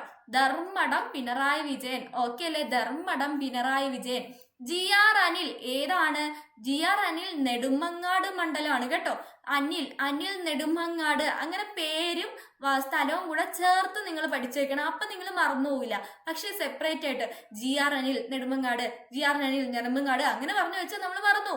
പക്ഷെ നിങ്ങൾ എന്ത് ചെയ്യണം? നമ്മളിപ്പോ പ്രദീപ് മുഖത്തല മറന്നു പോവോ? നിങ്ങള് പ്രദീപ് മുഖത്തല മറന്നു പോവില്ല. സുജേഷ് പുറക്കാട് മറന്നു പോവോ? സബി ഹരിപ്പാട് മറന്നു പോവോ? അതേ കണക്ക് അവരുടെ പേരിന്റെ കൂടെ തന്നെ എന്ത് ചെയ്യുക? സ്ഥലപ്പേര് കൊണ്ട് ചേർത്ത് പഠിക്കുക. അപ്പൊ എന്താണ്? നമ്മുടെ അനിൽ നെടുമങ്ങാട് അങ്ങനെ പഠിക്കുക. അപ്പൊ GR അനിൽ ഏതാണ് മണ്ഡലം? നെടുമങ്ങാട് മണ്ഡലം. ഭക്ഷ്യ സിവിൽ സപ്ലൈസ് നമ്മുടെ ഈ അതിന്റെ ഒരു എക്സാമ്പിൾ ആണ് പിണറായി വിജയൻ. പിണറായി സ്ഥലമല്ലേ, വിജയൻ എന്നല്ലേ പേര്, സ്ഥലപ്പേര് വന്നപ്പോ നമ്മൾ ഇനി അത് സെപ്പറേറ്റ് ആയിട്ട് കാണാതെ പഠിക്കണല്ലോ, ആ രീതിയിൽ തന്നെ പഠിച്ചാൽ മതി കേട്ടോ. അപ്പം GR അനിൽ ഏതാണ് വകുപ്പുകൾ? ഭക്ഷ്യ സിവിൽ സപ്ലൈസ് വകുപ്പ്, ഉപഭോക്തൃ കാര്യങ്ങൾ, ലീഗൽ മെട്രോളജി. ഏതൊക്കെയാണ്? ഭക്ഷ്യ സിവിൽ സപ്ലൈസ്, ഉപഭോക്തൃകാര്യ വകുപ്പ്, ലീഗൽ മെട്രോളജി. അപ്പൊ എങ്ങനെ കണക്ട് ചെയ്യാം? അനിൽ അന്നിൽ നിന്ന് നെല്ല് വെച്ച് കണക്ട് ചെയ്യുക. നെല്ലൊരു ഭക്ഷ്യധാന്യം അല്ലേ, അപ്പൊ ഭക്ഷ്യ സിവിൽ സപ്ലൈസ് ആരാണ്? GR അനിൽ. ഓക്കെ അല്ലേ? ഇനി കെ രാജൻ ഏതാണ് മണ്ഡലം? ഒല്ലൂർ മണ്ഡലം. അപ്പൊ രാജൻ ഒല്ലൂർ അല്ലെങ്കിൽ ഒല്ലൂർ രാജൻ എന്ന് വല്ലതും പഠിച്ചു വെച്ചേക്ക. ഒല്ലൂർ രാജൻ അങ്ങനെ പഠിച്ചാൽ മതി, അതിനൊരു ഗുമ്മുണ്ടല്ലേ. അപ്പൊ കെ രാജൻ എന്ന് പഠിക്കുന്നതിന് പകരം നിങ്ങൾ എന്ത് പഠിക്കുക? ഒല്ലൂർ രാജൻ. ഓക്കെ, ഒല്ലൂർ കെ രാജൻ ഏതാണ്? അപ്പൊ മണ്ഡലം നമുക്ക് കിട്ടി ഒല്ലൂരാണ്. ഭൂപരിഷ്കരണം, ഭവന നിർമ്മാണം, പിന്നെന്താണ്? റവന്യൂ. ഭൂപരിഷ്കരണം, ഭവന നിർമ്മാണം, റവന്യൂ ആണ്. ഓക്കെ, അപ്പൊ നമ്മുടെ ആൾക്കാരെ കൊല്ലുന്ന എന്തിനാണ്? ഭൂമിക്ക് വേണ്ടി കൊല്ലും, വീടിന് വേണ്ടി കൊല്ലും, വസ്തുവൊക്കെ എഴുതി മേടിക്കൂലേ, റവന്യൂ പൈസക്ക് വേണ്ടിയും കൊല്ലും. അങ്ങനെയൊക്കെ കണക്ട് ചെയ്ത് വെച്ചാൽ മതി. ഒല്ലൂർ കെ രാജൻ ഏതൊക്കെയാണ് വകുപ്പ്? ഭൂപരിഷ്കരണം, ഭവന നിർമ്മാണം, റവന്യൂ. ഓക്കെ അല്ലേ? ഇനി അടുത്തത് റോഷി അഗസ്റ്റിൻ ഏതാണ്? ഇടുക്കിയാണ്. അപ്പൊ റോഷി അഗസ്റ്റിൻ ഇടുക്കി ജലവിഭവ വകുപ്പ് മന്ത്രിയാണ്. എടാ, നമുക്ക് പഠിക്കാനായിട്ടേ ദൈവം എന്തെങ്കിലും ഒരു കണക്ഷൻ നമ്മൾ പഠിക്കുന്ന എല്ലാ സാധനങ്ങളിലും ഇട്ട് തരും. അത് നമ്മളൊന്ന് കണക്ട് ചെയ്ത് എടുത്താൽ മാത്രം മതി. എല്ലാം അതിൽ തന്നെ കാണും കേട്ടോ. എല്ലാം എന്ന് വെച്ചാൽ നിങ്ങൾ തന്നെ ആലോചിച്ച് നോക്കി, ഇത്രയും കണക്ഷൻ കിട്ടുന്ന എന്താണ് പേരുകൾക്ക് വെച്ച് വകുപ്പുകളൊക്കെ അവർ അങ്ങനെ ചെയ്യുന്നതാണോ? അല്ല. പക്ഷെ ദൈവമായിട്ട് നമ്മളെ കണക്കുള്ള കുറെ പാവങ്ങൾ PSC പഠിക്കുന്നില്ലേ, അപ്പൊ അവർക്കൊക്കെ പഠിക്കണ്ടേ എന്ന് വിചാരിച്ച് കണക്ട് ചെയ്യാൻ വേണ്ടി തന്നെയാണ് അങ്ങനത്തെ വകുപ്പുകളൊക്കെ കൊടുക്കുന്നത്. അപ്പൊ ഓഗസ്റ്റ് ഭയങ്കര മഴയാണ് അല്ലെ, ജൂലൈ ഓഗസ്റ്റ് ഒക്കെ ഭയങ്കര മഴ സമയമാണ്. അപ്പൊ മഴയത്ത് ഏറ്റവും കൂടുതൽ വെള്ളം കയറുന്ന എവിടെയാണ്? ഇടുക്കി ഡാം അല്ലേ. എപ്പോഴും നിങ്ങൾക്ക് നമ്മളൊരു ന്യൂസ് മഴ സമയത്ത് കണ്ട ഇടുക്കി ഡാമിൽ വെള്ളം കയറി എന്നല്ലേ പറയുന്ന. അപ്പൊ റോഷി അഗസ്റ്റിൻ ഇടുക്കിയാണ് മണ്ഡലം. ഓക്കെ അല്ലേ? ആഗസ്റ്റ് വെച്ച് കണക്ട് ചെയ്താൽ മതി. അപ്പൊ എന്താണ്? മഴ വെച്ചിട്ട് എന്ത് കിട്ടും? ജലവിഭവ വകുപ്പ് കിട്ടൂലേ, മഴയും വെള്ളമായിട്ട് കണക്ട് ചെയ്തൂടെ. അപ്പൊ റോഷി അഗസ്റ്റിൻ ഇടുക്കിയാണ് മണ്ഡലം, ജലവിഭവ വകുപ്പ് മന്ത്രിയാണ്. ഓക്കെ അല്ലേ? ഇനി നമ്മുടെ ഗണേഷ് കുമാറിനെ എല്ലാവർക്കും അറിയായിരിക്കും, കാരണം MVD പൊക്കുന്നതും എല്ലാം നമ്മൾ കുറെ അധികം ന്യൂസിൽ ഡിസ്കസ് ചെയ്തിട്ടുള്ള ആള് ഗണേഷ് കുമാറിന്റെ കാര്യം അല്ലേ. എന്തായാലും നിങ്ങൾ അറിയാത്തവരുണ്ടെങ്കിൽ കണക്ട് ചെയ്ത് വെച്ചേക്ക് ഗ. ഓക്കെ, ഗണേഷ് കുമാറിന്റെ എന്താണ്? ഗതാഗതം. ഗണേഷ് കുമാറിന്റെ എന്താണ്? ഗതാഗതം എന്ന് കണക്ട് ചെയ്ത് വെക്കുക. ഗണേഷ് കുമാർ ഗതാഗത വകുപ്പാണ്. മണ്ഡലം എവിടെയാണ്? പത്തനാപുരം. അപ്പൊ എന്താണ്? പത്തനാപുരം ഗണേഷ് അല്ലെങ്കിൽ ഗണേഷ് പത്തനാപുരം എല്ലാം പഠിച്ചു വെച്ചേക്കുക. ഗണേഷ് കുമാറിന്റെ മണ്ഡലം എവിടെയാണ്? പത്തനാപുരമാണ്. ഓക്കെ അല്ലേ? അടുത്തത് K Krishnankutty. Okay, K Krishnankutty എന്താണ്? വൈദ്യുതിയാണ്. കുട്ടികളോട് നമ്മൾ വൈദ്യുതി കറണ്ടി കളിക്കരുതെന്ന് പറയത്തില്ലേ, അപ്പൊ കൃഷ്ണൻകുട്ടിയോട് നമ്മൾ പറയുകയാണ് കറണ്ടി കളിക്കരുത് കേട്ടോ. അപ്പൊ കെ കൃഷ്ണൻകുട്ടി വൈദ്യുതി വകുപ്പാണ്. A K Saseendran Elathur. Okay, Elathur Saseendran അല്ലെങ്കിൽ Saseendran Elathur. A K Saseendran. Okay, Saseendran ഏലത്തൂരാണ്. വനം വന്യജീവി വകുപ്പാണ് കേട്ടോ. അപ്പൊ നിങ്ങളിങ്ങനെ ആലോചിക്കുക, നമ്മുടെ വനം എന്ന് പറഞ്ഞിട്ട് പുള്ളി ഏലക്കാട്ടിലോട്ടാണ് കയറിപ്പോയത് കേട്ടോ. ഏലക്കാട് അറിയാവോ നിങ്ങൾക്ക്? ഏലക്കാട് എന്താണ്? അതൊരു കാടാന്നൊക്കെ പേരിലേ ഉള്ളൂ, പക്ഷെ നമ്മൾ യഥാർത്ഥ കാട് പോലെയാണോ? അല്ല. അപ്പൊ ഏലക്കാട്ടിലോട്ട് പോയിട്ട് വനം വന്യജീവി എന്നൊക്കെ പറഞ്ഞ ആൾക്കാർ പറ്റിച്ചു ഇങ്ങനെ ശശിയാക്കി എന്നെല്ലാം കണക്ട് ചെയ്ത് വെച്ചാൽ മതി. എ കെ ശശീന്ദ്രൻ ഏലത്തൂരാണ് മണ്ഡലം, വനം വന്യജീവി വകുപ്പാണ് കൈകാര്യം ചെയ്യുന്നത്. ഓക്കെ അല്ലേ? ഇനി രാമചന്ദ്രൻ കടന്നപ്പള്ളി എവിടെയാണ്? കണ്ണൂരാണ് മണ്ഡലം, മ്യൂസിയം പുരാവസ്തു വകുപ്പാണ്. മ്യൂസിയത്തിലെ പുരാവസ്തു എടുക്കാൻ കടന്നു ചെന്നപ്പോഴത്തെ അല്ലെങ്കിൽ മ്യൂസിയത്തിലെ പുരാവസ്തു എടുക്കാൻ ചെന്നപ്പോ കണ്ണിൽ കടന്തല് കുത്തി എന്ന് വല്ലതും പഠിച്ചു വെച്ചാൽ എന്താണ്? മ്യൂസിയത്തിലെ പുരാവസ്തു എടുക്കാൻ ചെന്നപ്പം കണ്ണിൽ കടന്നല് കുത്തി എന്ന് പഠിച്ചു വെക്കുക. അപ്പൊ മ്യൂസിയം പുരാവസ്തു എവിടെയാണ്? കണ്ണില്, അതായത് കണ്ണൂരാണ് മണ്ഡലം. ആര് കുത്തി? കടന്നല് കുത്തി. കടന്നപ്പള്ളി, രാമചന്ദ്രൻ കടന്നപ്പള്ളി. കിട്ടിയില്ലേ? സെറ്റ് അല്ലേ? ഞാൻ അതാണ് പറഞ്ഞത്, നമുക്ക് എല്ലാം കണക്ട് ചെയ്യാൻ പറ്റുന്ന കണക്കാണ് കൊടുത്തിരിക്കുന്നത്. അപ്പൊ നമുക്ക് അങ്ങനെ കണക്ട് ചെയ്ത് ഈസി ആയിട്ട് പഠിച്ചെടുക്കാം എക്സാമിന്. അപ്പൊ നിങ്ങൾ മറന്നു പോകില്ല. ഓക്കെ അല്ലേ? അപ്പൊ ഇതണക്കത്തെ കോഡൊക്കെ ഇനിയും മിസ്സായി പോവാതിരിക്കാൻ വേണ്ടി നമ്മുടെ ചാനൽ ഉറപ്പായിട്ടും ഫോളോ ചെയ്യണം. ആരും സബ്സ്ക്രൈബ് ചെയ്യാനോ എന്താണ് ബെല്ലൈക്കൺ ക്ലിക്ക് ചെയ്യാനോ ഒന്നും മറക്കണ്ട കേട്ടോ. ഓക്കെ, അടുത്തത് PA മുഹമ്മദ് റിയാസ്. PA മുഹമ്മദ് റിയാസ് ഏതാണ്? ബേപ്പൂരാണ്. ഓക്കെ, PA മുഹമ്മദ് റിയാസ് ബേപ്പൂർ മണ്ഡലം ടൂറിസം PWD ആണ് കേട്ടോ. അപ്പൊ മുഹമ്മദ് റിയാസ് ആരാണ്? മുഹമ്മദ് റിയാസ് നമ്മുടെ പിണറായി വിജയന്റെ മരുമോനല്ലേ? അപ്പൊ നമ്മുടെ പിണറായി വിജയന്റെ വീട്ടിലെ സുൽത്താൻ അല്ലേ? നിങ്ങളൊന്ന് ആലോചിച്ച് നോക്ക്, രാജാവിന്റെ വീട്ടിലെ മരുമോൻ ആരാണ്? അവിടുത്തെ സുൽത്താൻ. അപ്പൊ ബേപ്പൂർ സുൽത്താനാണെന്ന് നിങ്ങൾ ആലോചിച്ച് വെച്ചാൽ കേട്ടോ. ബേപ്പൂർ സുൽത്താനാണ് നമ്മുടെ അവിടുത്തെ സുൽത്താനാണ് റിയാസ്. അപ്പൊ അങ്ങനെ കണക്ട് ചെയ്ത് വെക്കുക. PA മുഹമ്മദ് ബഷീർ, അങ്ങനെയല്ല, PA മുഹമ്മദ് റിയാസ് ഏതാണ്? ബേപ്പൂരാണ് മണ്ഡലം. അപ്പൊ എവിടെയാണ് നമ്മുടെ മരുമോൻ എന്ത് ചെയ്യും? ടൂറിനൊക്കെ പറഞ്ഞു വിടൂലേ? അപ്പൊ ടൂറിസം PWD കേട്ടോ. റോഡ് ടൂറ് പോകാനായിട്ടുള്ള റോഡൊക്കെ റെഡിയാക്കാൻ കൊടുക്കും. അപ്പൊ ടൂറിസവും PWD ആണ് മുഹമ്മദ് റിയാസിന്റെ മണ്ഡലം. ഞാനൊരു കാര്യം പറയുകയാണ്, ഇത് നിങ്ങൾക്ക് ഓർക്കാൻ വേണ്ടി മാത്രം കണക്ട് ചെയ്ത് വെക്കുകയാണ്. ആരെയും ഒന്നും കളിയാക്കാൻ പറയുന്നതൊന്നുമല്ല, ദയവേത് ക്ഷമിക്കുക. നമ്മുടെ ഈ പാർട്ടിക്കാരൊക്കെ ഉണ്ടെങ്കിൽ ദയവേത് ക്ഷമിക്കുക കേട്ടോ. നമ്മൾ ഇതല്ല, നമുക്ക് എന്താണ് PSCക്ക് ഒരു മാർക്ക് കിട്ടണം, അത് മാത്രമേ ഉള്ളൂ നമ്മുടെ ലക്ഷ്യം, വേറെ ഒന്നുമില്ല. ഓക്കെ, അടുത്തത് VN വാസവൻ. VN വാസവൻ ഏതാണ്? ഏറ്റുമാനൂർ മണ്ഡലം കേട്ടോ. ഏറ്റുമാനൂർ മണ്ഡലമാണ്. സഹകരണവും തുറമുഖമാണ് വകുപ്പ്. അപ്പൊ നിങ്ങൾ ഇങ്ങനെ ആലോചിക്കുക, വാസുവണ്ണനെ അറിയാമോ നിങ്ങൾക്ക്? വാസുവണ്ണൻ. അപ്പൊ ആ വാസുവണ്ണനോട് എല്ലാം തുറന്നു പറയണം, എല്ലാം ഏറ്റു പറയണം കേട്ടോ. എല്ലാം തുറന്നു പറഞ്ഞു, വാസുവണ്ണനോട് സഹകരിക്കണം, വാസുവണ്ണനോട് സഹകരിക്കണം, എല്ലാം തുറന്നു പറയണം, എല്ലാം ഏറ്റു പറയണം എന്ന് കണക്ട് ചെയ്ത് വെച്ചാൽ മതി. അപ്പൊ വാസുവണ്ണൻ, വാസവൻ, ഓക്കെ, VN വാസവൻ, സഹകരിക്കണം അല്ലെ, സഹകരണം, എല്ലാം തുറന്നു പറയണം, തുറമുഖം, എന്നിട്ട് എല്ലാം ഏറ്റും പറയണം, തുറന്നു പറയണം അല്ലെങ്കിൽ ഏറ്റു പറയണം. അപ്പൊ ഏതാണ് മണ്ഡലം? ഏറ്റുമാനൂർ മണ്ഡലം. കിട്ടിയില്ലേ? ഇനി അടുത്ത ഏതാണ്? V അബ്ദുറഹ്മാൻ ആണ്. V അബ്ദുറഹിമാൻ. താനൂരാണ് മണ്ഡലം. താനൂരാണ് മണ്ഡലം. V അബ്ദുറഹിമാൻ. താനൂർ മണ്ഡലം. കായികം, ഹജ്ജ്, തപാല്, റെയിൽവേ, ന്യൂനപക്ഷം, ഇതെല്ലാം ആണ് ആര് കൈകാര്യം ചെയ്യുന്നത്? അബ്ദുറഹ്മാൻ കൈകാര്യം ചെയ്യുന്നത്. നമ്മുടെ അബ്ദു കേട്ടിട്ടില്ലേ നിങ്ങൾ? സിനിമയിൽ വിളിക്കുന്ന ഏത് സിനിമയാണെന്ന് എനിക്ക് ഓർമ്മയില്ല, അച്ചുവിന്റെ അമ്മയാണെന്ന് തോന്നുന്നു. അബ്ദു വിളിക്കത്തില്ലേ? അപ്പൊ അബ്ദു എല്ലാ പണിയും ചെയ്യും അല്ലേ? അപ്പൊ എന്താണ്? താനൂരാണ് മണ്ഡലം. ആ ഒറ്റയ്ക്കാണ് എല്ലാ പണിയും ചെയ്യുന്നതെന്ന് അബ്ദു ഇടയ്ക്കിടയ്ക്ക് കംപ്ലൈന്റ് പറയാറുണ്ട്. അപ്പൊ താനൂരാണ് മണ്ഡലം. കായികം, ഹജ്ജ്, തപാല്, റെയിൽവേ, ന്യൂനപക്ഷം എല്ലാം ആര് കൈകാര്യം ചെയ്യും? അബ്ദുറഹിമാൻ. അപ്പൊ നിങ്ങൾ ഇങ്ങനെ കണക്ട് ചെയ്യുക. അപ്പൊ ആ അച്ചുവിന്റെ അമ്മ സിനിമയ്ക്കകത്ത് അബ്ദു ഉണ്ടല്ലോ, അബ്ദു എന്ത് ചെയ്യും? എപ്പോഴും ഓട്ടോ അല്ലേ? അപ്പൊ കായികമാണ്. പിന്നെന്താണ്? അവിടെ മുസ്ലിം ഇതല്ലേ കാണിക്കുന്ന ഭയങ്കര ഇതായിട്ട്. അപ്പൊ ഹജ്ജിന് പോയി, അപ്പൊ ഓട്ടോ ആണ്, ഹജ്ജിന് പോകണം. പിന്നെന്താണ്? ഈ അവിടെ പറയുന്ന തപാല് കൊണ്ട് കൊടുക്കുന്നത്, റെയിൽവേ സ്റ്റേഷനിലോട്ടുള്ള ഓട്ടോ എല്ലാം ആരാ ചെയ്യുന്നത്? നമ്മുടെ പാവ അബ്ദു ആണ് ചെയ്യുന്നത്. ഓക്കെ, പിന്നെ ന്യൂനപക്ഷ കാര്യം, അതായത് നമ്മുടെ മുസ്ലിം അല്ലേ? അപ്പൊ അതിൽ തന്നെ ന്യൂനപക്ഷം കണക്ട് ചെയ്ത് വെക്കുക. അപ്പൊ അബ്ദുറഹ്മാൻ. ഓക്കെ, അപ്പൊ V അബ്ദുറഹ്മാൻ. ഓക്കെ, താൻ ഒറ്റയ്ക്കാണ് എല്ലാ പണിയും ചെയ്യുന്ന ആരാണ്? താനൂര്. താനൂരാണ് മണ്ഡലം. കായികം, ഹജ്ജ്, തപാല്, റെയിൽവേ, ന്യൂനപക്ഷം, ഈ വകുപ്പുകളാണ് കൈകാര്യം ചെയ്യുന്നത്. എന്താ രസം സ്ലൈഡ് കാണാൻ. ഓക്കെ, അടുത്തത് സജി ചെറിയാൻ. സജി ചെറിയാൻ ഏതാണ് മംഗലം? ചെങ്ങന്നൂർ മണ്ഡലം. ചെങ്ങന്നൂരാണ്. സജി ചെറിയാന്റെ മണ്ഡലം ചെങ്ങന്നൂർ. ഓക്കെ, അപ്പൊ അടുത്ത എന്താണ്? വകുപ്പുകൾ നോക്കാം. ഫിഷറീസ്, യുവജനകാര്യം, സാംസ്കാരികം, KSFDC. അപ്പൊ എന്താണ്? സജി ചെറിയാൻ മണ്ഡലം ചെങ്ങന്നൂര്. വകുപ്പുകൾ ഏതൊക്കെയാണ്? ഫിഷറീസ്, യുവജനകാര്യം, സാംസ്കാരികം, Kerala state film development corporation. അപ്പൊ നിങ്ങൾ എങ്ങനെ ആലോചിക്കുക? സജിന്ന് നമുക്ക് സഞ്ചി എടുക്കാം കേട്ടോ. സജിന്ന് നമുക്ക് സഞ്ചി കണക്ട് ചെയ്യാം. സഞ്ചി നമ്മുടെ കയ്യിൽ അമ്മ തരും അല്ലെ? അമ്മ ഈ യുവജനങ്ങളുടെ കയ്യില് സഞ്ചി തന്നിട്ട് അമ്മ പറയും, ചെന്ന് ഫിഷ് മേടിച്ചോണ്ട് വരാൻ പറയല്ലേ? ഫിഷ്, മീൻ മേടിച്ചോണ്ട് വരാൻ പറയില്ലേ? യുവജനങ്ങൾ, നമ്മുടെ വീട്ടിലുള്ള ആ ചെറുപ്പക്കാരുടെ ഇടയിൽ വണ്ടി ഉണ്ടോ?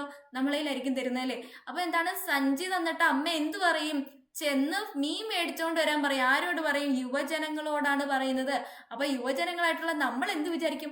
അയ്യേ, മീൻ മേടിക്കാനാ, അപ്പൊ ആൾക്കാർ സംസ്കാരം ഇല്ലെന്നൊക്കെ പറയൂലേ എന്നും പറഞ്ഞിട്ട് നമ്മൾ എന്ത് ചെയ്യും? ഈ അമ്മ തന്ന പൈസക്ക് പോയി സിനിമയ്ക്ക് പോലെ പോകുന്ന വഴിക്ക് കൂട്ടുകാരന്മാരെ ആരെങ്കിലും കാണും, എടാ ഒരു സിനിമയ്ക്ക് പോകാന്നും പറഞ്ഞിട്ട് അവർ വിളിക്കുമ്പോൾ ഈ പൈസ എടുത്ത് മീൻ മേടിക്കാതെ സിനിമയ്ക്ക് പോവാം, അങ്ങനെ വല്ല കണക്ട് ചെയ്ത് വെക്കുക. അപ്പൊ സജി ചെറിയാൻ ഏതാണ്? ചെന്ന് മേടിക്കാനല്ലേ പറഞ്ഞ? ചെങ്ങന്നൂർ മണ്ഡലം. എന്താ മേടിക്കാൻ പറഞ്ഞ? ഫിഷറീസ്. ഓക്കെ, ആരോടാ പറഞ്ഞ? യുവജനങ്ങളോടാണ് പറഞ്ഞ, യുവജന കാര്യം. അപ്പൊ നമ്മൾ എന്ത് പറഞ്ഞു? സംസ്കാരം ഇല്ല എന്ന് പറയത്തില്ലേ, അതായത് സാംസ്കാരികം. പിന്നെന്താണ്? സിനിമയ്ക്ക് പോയി, Kerala state film development corporation. Set അല്ലേ? ഓക്കെ അല്ലേ? ഇനി അടുത്ത ചിഞ്ചുറാണി. ചിഞ്ചുറാണി ഏതാണ്? നമ്മുടെ ചിഞ്ചുറാണി ചടയമംഗലമാണ്. ഓക്കെ, അപ്പൊ നമ്മുടെ ചടഞ്ഞിരിക്കുന്ന, നമ്മൾ രാവിലെ പാല് മേടിക്കാൻ പോകൂടാ, നിങ്ങളെ വീട്ടിൽ നിന്നൊക്കെ നിങ്ങൾ പാല് മേടിക്കാൻ പോയിട്ടുണ്ടോ? അപ്പൊ ഇങ്ങനെ ചടഞ്ഞുകൂടിയല്ലേ നമ്മൾ പോകുന്നത് രാവിലെ പാല് മേടിക്കാനായിട്ട്, ഉറക്കപ്പിച്ചിന്നല്ലേ? അത് ഒരുങ്ങി സൂപ്പറായിട്ട് നിങ്ങൾ കടയിലൊക്കെ പോയി മേടിക്കുന്ന കാര്യമല്ല പറഞ്ഞ്. ഇപ്പൊ വീടിന്റെ അടുത്തൊക്കെ ഉള്ള പാലൊക്കെ മേടിക്കാൻ പോകുമ്പോഴത്തേക്ക് നിങ്ങൾ രാവിലെ ഒരുങ്ങി പുട്ടിയൊക്കെ അടിച്ച് അങ്ങനെയാണോ പോകുന്നത്? അല്ല, രാവിലെ എണീക്ക് നടക്ക് ജസ്റ്റ് ഒന്നും കൂടി എല്ലാം ജീപ്പിയായിട്ട് പോകുമായിരിക്കും അല്ലേ? അതേ കണക്ക് ആ ചടഞ്ഞെണീച്ചിട്ടല്ലേ, ഉറക്കച്ചടവിലല്ലേ പോകുന്നത്. അപ്പൊ ആ ചിഞ്ചു ചേച്ചിയുടെ വീട്ടിലാണ് പാല് മേടിക്കാൻ പോകുന്നത് നിങ്ങൾ വിചാരിച്ചാൽ മതി കേട്ടോ. അപ്പൊ പാൽക്കാരി ചിഞ്ചുന്നും എല്ലാം കണക്ട് ചെയ്ത് വെച്ചാൽ മതി. അപ്പൊ ചടഞ്ഞ എണീറ്റാണ് നമ്മൾ പാല് മേടിക്കാൻ പോകുന്നത്. പാലാണ് ക്ഷീരം. ഓക്കെ, അപ്പൊ ചിഞ്ചുറാണി ഏതാണ് മണ്ഡലം? ചടയമംഗലം. ഓക്കെ, അപ്പൊ പശു ഉണ്ട് അവിടെ, പാലും ഉണ്ട് അല്ലേ? അപ്പൊ മൃഗസംരക്ഷണം, ക്ഷീരവികസനം കിട്ടിയോ? അപ്പൊ ചടഞ്ഞെണീറ്റ് എവിടെ പോവും? പാല് മേടിക്കാൻ പോവും. ചിഞ്ചു ചേച്ചിയുടെ വീട്ടിലാണ് പോകുന്നതെന്നും എല്ലാം കണക്ട് ചെയ്ത് വെക്കുക. അപ്പൊ ചിഞ്ചുറാണി, ചടയമംഗലം, മൃഗസംരക്ഷണം, ക്ഷീരവികസനം കിട്ടിയല്ലോ. ഇനി അടുത്ത KN ബാലഗോപാൽ. KN ബാലഗോപാൽ എവിടെയാണ്? കൊട്ടാരക്കര മണ്ഡലം കേട്ടോ. കൊട്ടാരക്കര മണ്ഡലം ധനകാര്യ വകുപ്പാണ് കൈകാര്യം ചെയ്യുന്നത്. ഓക്കെ, ബാലഗോപാൽ ഏത് വകുപ്പാണ്? ധനകാര്യം. ഓക്കെ, അപ്പൊ ബാലഗോപാൽ നിങ്ങളുടെ വീടിന്റെ അടുത്ത് ഏതെങ്കിലും ബാലനോ ഗോപാലനോ വല്ലതും ഉണ്ടെങ്കിൽ നിങ്ങൾ കണക്ട് ചെയ്യുക. പുള്ളി ഭയങ്കര പൈസക്കാരനാണെന്നെല്ലാം കണക്ട് ചെയ്ത് വെച്ചേക്കുക. അപ്പൊ എന്താണ്? ധനകാര്യ വകുപ്പ്. പുള്ളിക്ക് ഒരു കൊട്ടാരം ഉണ്ട്. പൈസക്കാരനല്ലേ, അപ്പൊ ഉള്ളത് എന്താണ്? കൊട്ടാരമാണ്. അപ്പൊ കൊട്ടാരക്കര മണ്ഡലം ധനകാര്യ വകുപ്പ് ആരാണ്? ബാലഗോപാലാണ്. ഓക്കെ, ഇനി അടുത്ത ആർ ബിന്ദു ഇരഞ്ഞാലിക്കുട മണ്ഡലം. ഏതാണ്? ഇരിഞ്ഞാലിക്കുട മണ്ഡലമാണ്. ഉന്നത വിദ്യാഭ്യാസമാണ് കൈകാര്യം ചെയ്യുന്നത്. നമ്മൾ ഡെസിമല് ദശാംശം 9.8 അങ്ങനെ ഡെസിമലൊക്കെ പഠിക്കുന്നത് ഉയർന്ന ക്ലാസ്സുകളിലല്ലേ.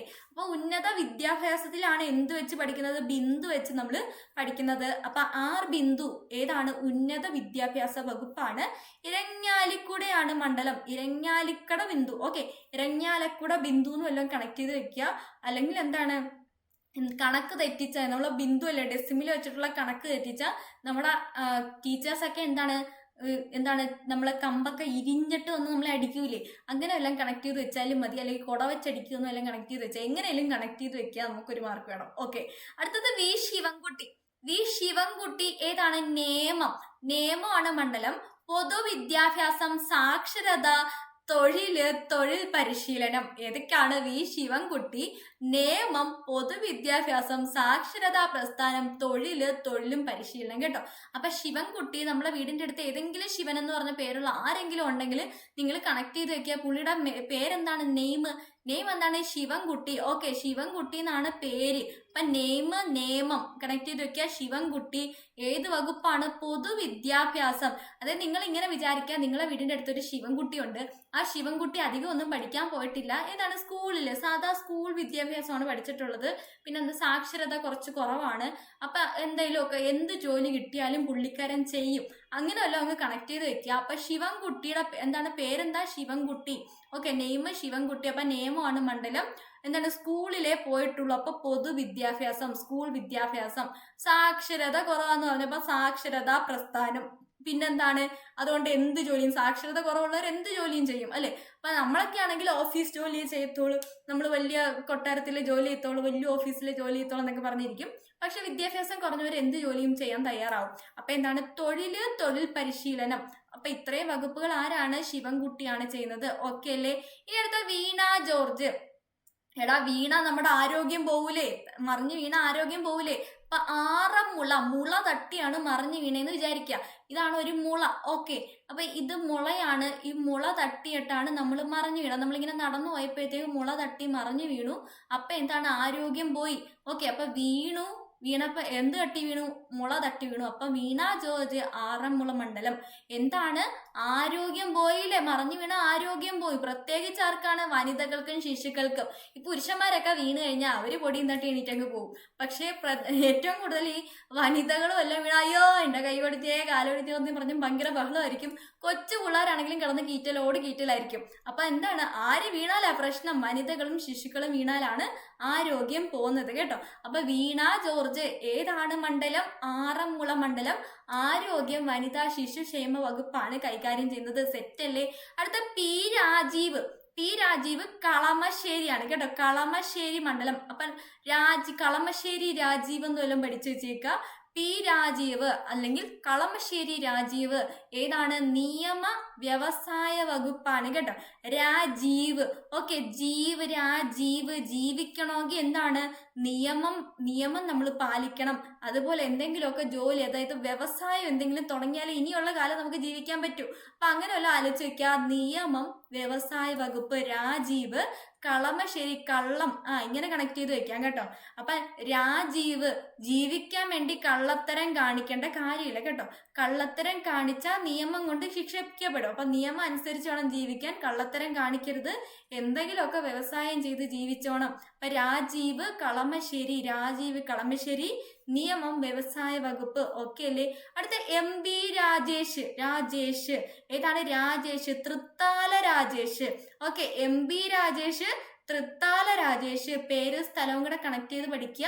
അപ്പൊ തൃത്താല രാജേഷ് ഏതാണ്? തദ്ദേശ സ്വയംഭരണ വകുപ്പും എക്സൈസ് വകുപ്പും. അപ്പൊ നിങ്ങൾ ഇങ്ങനെ ആലോചിക്കുക, തൃത്താലെന്ന് നിങ്ങൾക്ക് ത്രിതല കണക്ട് ചെയ്യാൻ പറ്റുമോ? ത്രിതല. അപ്പൊ ത്രിതല പഞ്ചായത്ത് എന്നൊക്കെ പറഞ്ഞ ഏതാണ്? ഈ തദ്ദേശ സ്വയംഭരണ സ്ഥാപനങ്ങളല്ലേ. അപ്പൊ തൃത്താലയിൽ നിന്ന് ത്രിതല കണക്ട് ചെയ്യാം. അപ്പൊ തദ്ദേശ സ്വയംഭരണ വകുപ്പാണ് കൈകാര്യം ചെയ്യുന്ന. ആരാണ്? രാജേഷ്. ഓക്കെ, രാജേഷ് തൃത്താല രാജേഷ് എന്നെല്ലാം കണക്ട് ചെയ്ത് വെക്കുക. ആ തൃത്താലയിൽ നിന്ന് നമുക്ക് വകുപ്പും കിട്ടും. അടുത്ത പി പ്രസാദ് ഏത് വകുപ്പാണ്? ചേർത്തല. ഓക്കെ, ചേർത്തല ഏതാണ്? കൃഷി മന്ത്രിയാണ്. അപ്പൊ നിങ്ങൾ ആലോചിക്കുക, കൃഷിയും ചേറും കണക്റ്റഡ് അല്ലേ? ഓക്കെ, അപ്പൊ കൃഷി ചെയ്ത് എവിടെയാണ്? ചേറില്, മണ്ണിലല്ലേ കൃഷി ചെയ്യുന്നത്? ചേറിൽ കൃഷി ചെയ്തിട്ട് അതിൽ കിട്ടുന്ന ഫുഡാണ് നമ്മൾ പ്രസാദമായിട്ട് ദൈവങ്ങൾക്കൊക്കെ കൊടുക്കുന്നതല്ലേ. അതിൽ നിന്നല്ലേ പ്രസാദം ഉണ്ടാക്കുന്നത്. നമ്മൾ പണ്ടത്തെ കാലത്ത് ഉത്സവം എന്നൊക്കെ പറഞ്ഞ എന്താണ്? കൃഷിയല്ലേ. കൃഷി ഉണ്ടാക്കിയ കുറച്ച് ഭാഗങ്ങള് എന്താണ്? കുറച്ച് ഫുഡ് എന്താണ് ഈ പറയുന്ന ദൈവങ്ങൾക്കൊക്കെ കൊണ്ട് കാണിക്കായിട്ട് വെക്കുന്ന സംഭവമൊക്കെ ആയിരുന്നു പണ്ട് ആഘോഷിച്ചത്. അതാണ് നമ്മൾ ഇന്നത്തെ കാലത്ത് ഉത്സവമായിട്ടൊക്കെ നമ്മൾ കൊണ്ടാടുന്നത്. അപ്പൊ നിങ്ങൾ ആലോചിക്കുക, കൃഷി ചെയ്ത് എന്താണ്? ചേറിൽ കൃഷി ചെയ്ത് പ്രസാദം ഉണ്ടാക്കും എന്നെല്ലാം കണക്ട് ചെയ്ത്. അപ്പൊ എന്താണ്? പി പ്രസാദ് ചേർത്തല മണ്ഡലം കൃഷി മന്ത്രിയാണ്. ഓക്കെ, ഇനി 21ാമത്തെ ഞാൻ കളർ മാറ്റി ഇട്ടിട്ടുണ്ട്.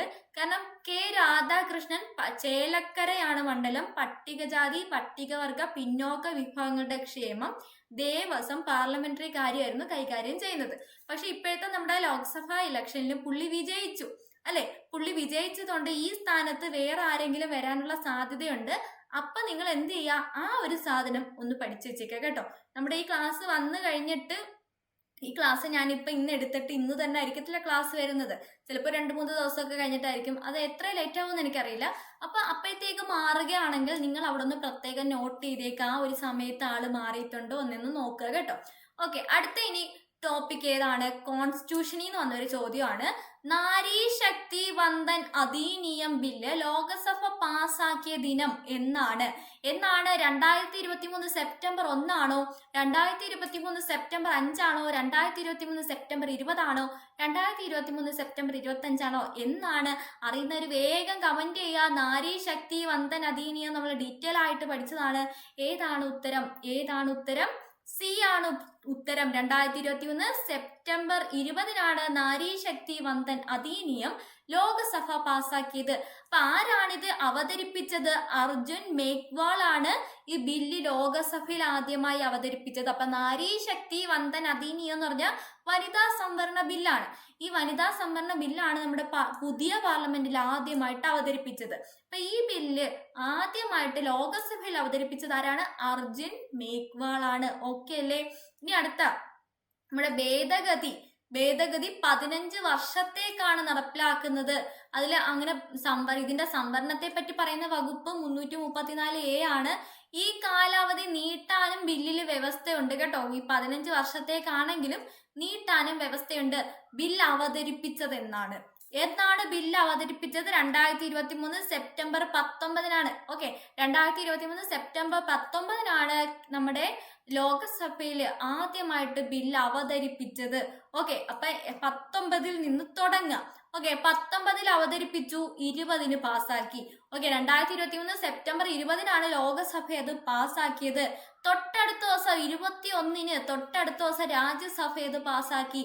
ഓക്കെ, ഇനി നമ്മുടെ രാഷ്ട്രപതി ഒപ്പുവെച്ചത് ഒരാഴ്ച കഴിഞ്ഞിട്ടാണ് കേട്ടോ. രാഷ്ട്രപതിക്ക് ഭയങ്കര തിരക്കില്ലേ, അതുകൊണ്ട് ഒരാഴ്ച എടുത്തു. അപ്പൊ ഒരാഴ്ച കഴിയുമ്പോ എത്ര? 2021 സെപ്റ്റംബർ 28 രാഷ്ട്രപതി ഒപ്പുവെച്ചത്. ഓക്കെ അല്ലേ?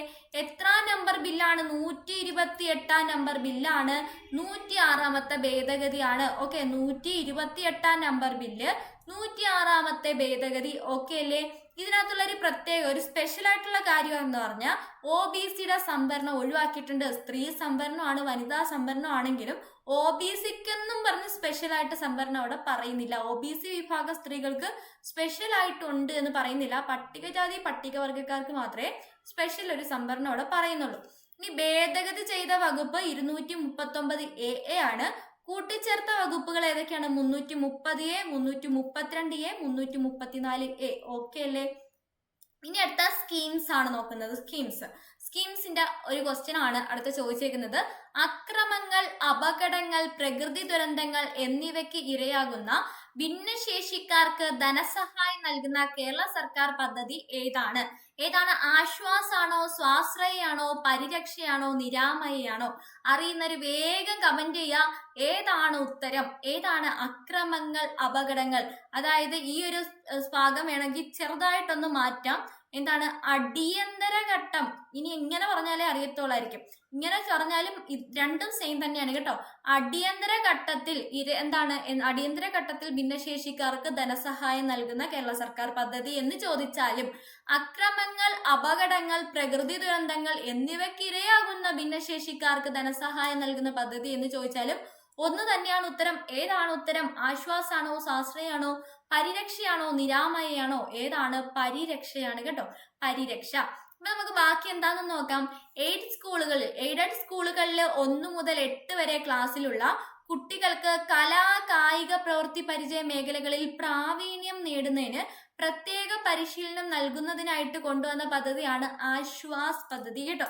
ആശ്വാസ് പദ്ധതിയാണ് ഇത്. ആശ്വാസ കിരണം വേറെയുണ്ട്. ആശ്വാസ കിരണം എന്താണ്? കിടപ്പ് രോഗികൾക്ക് പ്രതിമാസം ധനസഹായം നൽകുന്ന പദ്ധതിയാണ് ആശ്വാസ കിരണം.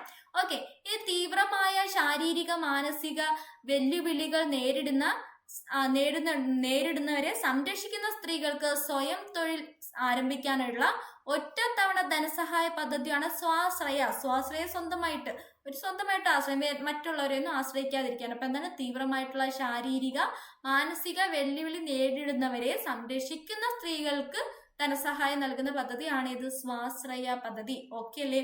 ഇനി അടുത്ത സാമൂഹിക നീതി ശാക്തീകരണ മന്ത്രാലയത്തിലെ ഭിന്നശേഷിയുള്ളവരുടെ ശാക്തീകരണത്തിനായിട്ട് നമ്മുടെ ശാക്തീകരണ വകുപ്പാണ് നിരാമയ ആരോഗ്യ ഇൻഷുറൻസ് പദ്ധതി കൊണ്ടുവന്നത്. ഇന്ത്യ ഗവൺമെന്റ് ആണ് ഇത് ആരംഭിച്ചത്. ഓട്ടിസം, സെറിബ്രൽ പാൾസി, ബുദ്ധിമാന്ദ്യം, ഒന്നിലധികം വൈകല്യങ്ങൾ എന്നിവയുള്ളവർക്ക് താങ്ങാനാകുന്ന ആരോഗ്യ ഇൻഷുറൻസ് നൽകുക എന്നതാണ് ഏതിന്റെ ലക്ഷ്യം? നിരാമയ ആരോഗ്യ ഇൻഷുറൻസ് പദ്ധതിയുടെ ലക്ഷ്യം. ഓക്കെ, ഇനി അടുത്ത സ്പോർട്സിൽ നിന്ന് വന്ന ഒരു കറണ്ട് അഫയേഴ്സ് ചോദ്യമാണ്. കാലാഹിരൺ എന്നറിയപ്പെടുന്ന മലയാളി ഫുട്ബോളർ ആരാണ്? പുള്ളിയുടെ 51ാം ബർത്ത്ഡേ ആഘോഷിച്ചിരുന്നു. അതുപോലെ 2022 എന്താണ് ഡോക്ടറേറ്റ് കിട്ടിയിരുന്നു. അതൊക്കെ കൊണ്ടാണ് ഇത് കറണ്ട് അഫയേഴ്സിൽ വന്നത്. മാത്രമല്ല നമ്മുടെ RRന്റെ ഗായകനുണ്ടല്ലോ, നമ്മുടെ ഓസ്കാർ പുരസ്കാരം കിട്ടിയ അദ്ദേഹത്തെ അഭിനന്ദിച്ചുകൊണ്ട് ഈ പുള്ളി വീണ്ടും രംഗത്ത് വന്നിരുന്നു. അങ്ങനെ കുറേയധികം ന്യൂസുകളിൽ ഇടം പിടിച്ചൊരു വ്യക്തിയാണ് നമ്മുടെ ആരാണ്? കാലാഹിരൺ എന്നറിയപ്പെട്ട ഈ ഒരു വ്യക്തി. അപ്പൊ ആ വ്യക്തിയുടെ പേരെന്താണ്? കാലാഹിരൺ. അതായത് നമ്മുടെ കേരളത്തിന്റെ കറുത്ത മുത്ത്. കാലാഹിരൺ എന്ന് പറയുമ്പോൾ നമ്മൾ കറുത്ത മുത്തെന്നും പറയാറുണ്ട് കേട്ടോ. കറുത്ത മുത്ത് എന്നറിയപ്പെട്ട കേരളത്തിലെ ആ മലയാളി ഫുട്ബോളർ ആരാണ്? അല്ലെങ്കിൽ എന്താണ് കേരളത്തിന്റെ പെലെ എന്നറിയപ്പെട്ട വ്യക്തി ആരാണ്? നമ്മുടെ കറുത്ത മുത്ത് എന്നറിയപ്പെടുന്നത് പെലേനെയാണ്. അപ്പൊ ഇവിടെ കേരളത്തിലെ കറുത്ത മുത്ത് എന്ന് പറയുമ്പോൾ കറുത്ത മുത്തിന്റെ സ്ഥാനത്ത് നമുക്ക് പെലേനെ വെച്ചൂടെ? ഓക്കെ, അപ്പൊ കേരളത്തിന്റെ പെലെ അല്ലെങ്കിൽ കേരളത്തിന്റെ കറുത്ത മുത്ത് കാലാഹിരൺ എന്നൊക്കെ അറിയപ്പെട്ട ആ മലയാളി ഫുട്ബോളർ ആരാണ്? VP സത്യനാണോ, IM വിജയനാണോ, ജോ പോൾ അഞ്ചേരി ആണോ? ഇവരാരുമല്ലേ? ആരാണ്? IM വിജയനാണ്. കറക്റ്റ് ആണ്, IM വിജയനാണ്. നിങ്ങൾ എല്ലാവരും ഉത്തരം പറയണം കേട്ടോ. ഓക്കെ, ഏതാണ്? B ആണ് ഉത്തരമായിട്ട് വരുന്നത്. അപ്പൊ 3 തവണ Indian player of the year പുരസ്കാരം കിട്ടി. 3 തവണ Indian player of the year പുരസ്കാരം കിട്ടിയ വ്യക്തിയാണ് IM വിജയൻ. 1993, 97, 99. 1993, 97, 99 വർഷങ്ങളിലായിരുന്നു ഇന്ത്യയിലെ ഏറ്റവും മികച്ച ഫുട്ബോളർ ആയിട്ട് ആരെ തിരഞ്ഞെടുത്തത്? IM വിജയനെ തിരഞ്ഞെടുത്തത്. ഈ പുരസ്കാരം ഒന്നിലധികം തവണ സ്വന്തമാക്കുന്ന ആദ്യ കളിക്കാരനാണ് IM വിജയൻ. അപ്പൊ ഈ പുരസ്കാരം ഒന്നിലധികം തവണ സ്വന്തമാക്കുന്ന ആദ്യ കളിക്കാരൻ ആരാണ്? IM വിജയനാണ്. ഓക്കെ, രാജ്യാന്തര ഫുട്ബോൾ കരിയറിൽ ഇന്ത്യക്കായി 71 എന്നുണ്ട് കേട്ടോ. ഇവിടെ 71 മത്സരങ്ങൾ കളിച്ചു. രാജ്യാന്തര ഫുട്ബോൾ കരിയറിൽ ഇന്ത്യക്കായി 71 മത്സരങ്ങൾ കളിച്ചു, 31 ഗോള് സ്വന്തമാക്കി. ഓക്കെ, 2003 രാജ്യം അർജുന അവാർഡ് നൽകി ആദരിച്ചു. അപ്പൊ 2003 എന്ത് കിട്ടി? അർജുന അവാർഡ് കിട്ടി. 2020 പത്മശ്രീയും ലഭിച്ചു. ഓക്കെ, അടുത്ത ചോദ്യം, സ്റ്റേറ്റ് ബാങ്ക് ഓഫ് ഇന്ത്യയുടെ ബ്രാൻഡ് അംബാസിഡറായി നിയമിച്ച ക്രിക്കറ്റർ ആരാണ്? SBIയുടെ ബ്രാൻഡ് അംബാസിഡർ ആയിട്ടുള്ള ക്രിക്കറ്റർ ആരാണ്? സച്ചിൻ ടെണ്ടുൽക്കർ ആണോ, MS ധോണി ആണോ, രോഹിത് ശർമ്മയാണോ, സൗരവ് ഗാംഗുലി ആണോ? ആരാണ് SBIയുടെ ബ്രാൻഡ് അംബാസിഡർ? ആരാണ്? അറിയുന്നവർ വേഗം കമന്റ് ചെയ്യുക. ഏതാണ് നമ്മുടെ ഉത്തരം? ഏതാണ്? MS ധോണിയാണ്. ആരാണ്? MS ധോണിയാണ്. അപ്പൊ എന്താണ് നമ്മുടെ സൗരവ് ഗാംഗുലി? പശ്ചിമ ബംഗാളിന്റെ ബ്രാൻഡ് അംബാസിഡർ ആരാന്ന് ചോദിച്ചാൽ അതാരാണ്? അത് നമ്മുടെ സൗരവ് ഗാംഗുലിയാണ്. പശ്ചിമ ബംഗാളിന്റെ ബ്രാൻഡ് അംബാസിഡർ ആണ് സൗരവ് ഗാംഗുലി. അല്ലെങ്കിൽ എന്താണ്? നോ ടു ഡ്രഗ്സ് ക്യാമ്പയിന്റെ ബ്രാൻഡ് അംബാസിഡർ ആരാണ്? സൗരവ് ഗാംഗുലിയാണ്. ഇനി ഏകദിന ക്രിക്കറ്റ് ലോകകപ്പിന്റെ ബ്രാൻഡ് അംബാസിഡർ ആരാണ്? അത് നമ്മുടെ സച്ചിൻ ടെണ്ടുൽക്കർ ആണ്. ഓക്കെ അല്ലേ? ഇനി അടുത്തതും സ്പോർട്സുമായിട്ട് ബന്ധപ്പെട്ട കറണ്ട് അഫയേഴ്സ് ചോദ്യം തന്നെയാണ്. കേരള സ്റ്റേറ്റ് സ്പോർട്സ് കൗൺസിലിന്റെ ഇപ്പോഴത്തെ പ്രസിഡന്റ് ആരാണ്? അറിയുന്നവര് വേഗം കമന്റ് ചെയ്യുക. ശ്രീമതി അഞ്ജു ബോബി ജോർജ് ആണോ, ശ്രീ TP ദാസനാണോ, ശ്രീമതി മേഴ്സിക്കുട്ടനാണോ, ശ്രീ U ഷറഫലി ആണോ? ആരാണ്? വേഗം കമന്റ് ചെയ്യുക കേട്ടോ. ആരാണെന്ന് ചുമ്മാ പേര് കമന്റ് ചെയ്താൽ മതി. നിങ്ങൾ എന്താണ്, നിങ്ങൾക്ക് അറിയാമോ എന്ന് നിങ്ങൾ ടെസ്റ്റ് ചെയ്താൽ മതി. അത് നിങ്ങൾ കൂടുതൽ ആഴത്തിൽ ടൈപ്പ് ചെയ്ത് ഫുള്ള് ടൈപ്പ് ചെയ്ത് നിങ്ങളുടെ സമയമൊന്നും കളയണ്ട. ജസ്റ്റ് സ്റ്റാർട്ടിങ് ടൈപ്പ് ചെയ്തങ്ങ് പോയാൽ മതി. ഓക്കെ, അപ്പൊ ഏതാണ്? ആരാണ്? മേഴ്സിക്കുട്ടൻ മാറി. ഇപ്പൊ ആരാണ്? U ഷറഫലിയാണ് കേട്ടോ. ഇപ്പൊ ആരാണ്? U ഷറഫലിയാണ് നമ്മുടെ ഉത്തരവായിട്ട് വരുന്നത്. ഇനി സ്പോർട്സ് ബില്ല് പാസ്സാക്കിയ ആദ്യ ഇന്ത്യൻ സംസ്ഥാനം ഏത് എന്ന് ചോദിച്ചാൽ ഏത് പറയും? നമ്മുടെ കേരളമാണ്. സ്പോർട്സ് ബില്ല് പാസ്സാക്കിയ ആദ്യ സംസ്ഥാനം നമ്മുടെ കേരളമാണ്. അപ്പൊ ജല ബജറ്റ് പാസ്സാക്കിയ ആദ്യ സംസ്ഥാനം ഏതാണ്? അത് നമ്മുടെ കേരളമാണ്. പരിസ്ഥിതി ബജറ്റ് പാസ്സാക്കിയ ആദ്യ ഇന്ത്യൻ സംസ്ഥാനം ഏതാണ്? അത് നമ്മുടെ കേരളമാണ്. അതുപോലെ തൊഴിലുറപ്പ് തൊഴിലാളികൾക്ക് ക്ഷേമനിധി ഏർപ്പെടുത്തിയ ആദ്യ ഇന്ത്യൻ സംസ്ഥാനം ഏതാണ്? നമ്മുടെ കേരളമാണ്. ഇതൊക്കെ ഞാൻ ജസ്റ്റ് ഒന്ന് കണക്ട് ചെയ്ത് പറഞ്ഞതേ ഉള്ളൂ. അപ്പൊ സ്പോർട്സ് ബില്ല് പാസ്സാക്കിയ ആദ്യ സംസ്ഥാനം ഏതാണ്? നമ്മുടെ കേരളമാണ്. കായിക കേരളത്തിന്റെ പിതാവ് ആരാണ്? ഗോദവർമ്മ രാജ കേട്ടോ. ഗോദവർമ്മ രാജേനാണ് കായിക കേരളത്തിന്റെ പിതാവ് എന്നറിയപ്പെടുന്നത്. സംസ്ഥാന കായിക ദിനം എന്നാണ്? ഒക്ടോബർ 13. ഓക്കെ, സംസ്ഥാന കായിക ദിനം എന്നാണ്? ഒക്ടോബർ 13. GV രാജയുടെ ജന്മദിനമാണ്. അപ്പൊ GV രാജയുടെ സ്ഥലം ഏതാണ്? പൂഞ്ഞാറാണ്. അപ്പൊ പൂഞ്ഞാറിൽ ഇപ്പൊ ഒരു സ്കൂളൊക്കെ വന്നിട്ടുണ്ട്. നിങ്ങൾ ജസ്റ്റ് അതൊന്ന് അറിയണം കേട്ടോ. അപ്പൊ കായിക രംഗത്തെ സംഭാവനകൾ കേരള സ്പോർട്സ് കൗൺസിൽ നൽകുന്ന പുരസ്കാരമാണ് GV രാജ പുരസ്കാരം. ഈ ഒരു സംഭവം വന്നോണ്ടായിരിക്കാം ഈ ഒരു ചോദ്യം ഇവിടെ വന്നത് കേട്ടോ. ഓക്കെ, അടുത്തത് സ്പേസുമായിട്ട് ബന്ധപ്പെട്ട് ചോദിച്ചൊരു ചോദ്യമാണ്. ചന്ദ്രയാൻ 3ന്റെ ലാൻഡറിന്റെ പേലോഡുകളിൽ ഉൾപ്പെടാത്തത് ഏതാണ്? ചന്ദ്രയാൻ 3ന്റെ ലാൻഡർ പേലോഡുകളിൽ ഉൾപ്പെടാത്തത്? റാംപ LP, ഷെയ്പ്പ്, ചാറ്റ്സി, ILSA. ഏതാണ് ഉൾപ്പെടാത്തത്? ഏതാണ് അറിയാവുന്നൊരു വേഗം വേഗം കമന്റ് ചെയ്യുക. ഏതാണ് ഉത്തരം? ഏതാണ് ഉത്തരം? നമ്മൾ പഠിച്ചതാണ്. റാംബ എൽ പി ഉണ്ടോ? ഉണ്ട്. റാംബ എൽ പി ഉണ്ട്. ഷേപ്പ് ഉണ്ടോ? ഷേപ്പ് ഇല്ല. അത് ഷേപ്പ് പ്രൊപ്പൽഷൻ പേലോഡ് ആണ് അല്ലെ, പ്രൊപ്പൽഷൻ മൊഡ്യൂൾ പേലോഡ് ആണ് ഷേപ്പ്. ചാറ്റ്സി ഉണ്ട്, ILSA ഉണ്ട്. ഓക്കെ, ഇതിനകത്ത് ഉൾപ്പെടാഞ്ഞത് IRA ആണ്. IRA ആയിരുന്നു അവിടെ വരേണ്ടത്. ഓക്കെ, അപ്പൊ ഏതാണ് നമ്മുടെ ലാൻഡർ പേലോഡുകൾ? നമുക്കൊന്ന് നോക്കാം. റാംബ എൽ പി, ചാറ്റ്സി, പിന്നെന്താണ് ILSA, LRA. ഈ LRA നാസയുടേതാണ് കേട്ടോ, നാസയുടേതാണ്, പഠിച്ചു വെച്ചേക്കാം. നാസ നമ്മുടെ ചന്ദ്രയാൻ 3 കയറ്റിവിട്ട പേലോഡാണ്. ഏതെന്ന് പറയുന്നത് ലേസർ റിട്രോ റിഫ്ലക്ടർ അല്ലെങ്കിൽ ലേസർ റിട്രോ റിഫ്ലക്ടർ അറേ അല്ലെങ്കിൽ LRA എന്ന് പറയുന്നത് കേട്ടോ. അപ്പൊ ഏതൊക്കെയാണ്? Rambha L P, ചാറ്റ്സി, ILA, LRA. ഇത്രയാണ് ലാൻഡർ പേലോഡുകൾ. ഇനി റോവർ പേലോഡുകൾ ഏതൊക്കെയാണ്? LIBS-ഉം APXS-ഉം. LIBS-ഉം APXS-ഉം ആണ് റോവർ പേലോഡുകൾ. ഇനി പ്രൊപ്പൽഷൻ മൊഡ്യൂൾ പേലോഡ് ഒരെണ്ണം ഉണ്ട്, അതിന്റെ പേരാണ് ഷേപ്പ്. ഷേപ്പിന്റെ ഫുൾ ഫോം എന്താണ്? Spectropolarimetry of habitable planet earth എന്നതാണ് ഷേപ്പിന്റെ ഫുൾ ഫോം എന്ന് പറയുന്നത്. ഓക്കെ അല്ലേ? അങ്ങനെ മൊത്തം എത്ര പേലോഡ് ഉണ്ട്? 7 പേലോഡുകളുണ്ട്. 4 lander payload, 2 rover payload, 1 propulsion module. Okay, 4 + 2 + 1 ഇതാണ് നമ്മുടെ ചന്ദ്രയാൻ 3. ഇനി നമ്മുടെ ആദിത്യ L1-നും 7 പേലോഡുകൾ തന്നെയാണുള്ളത്. 4 + 3 ആണ്. ഓക്കെ, ആദിത്യ L1-ന്റെ പേലോഡുകൾ. രണ്ടിനും 7 പേലോഡുകളാണെന്ന് അറിഞ്ഞു വെച്ചേക്കാം.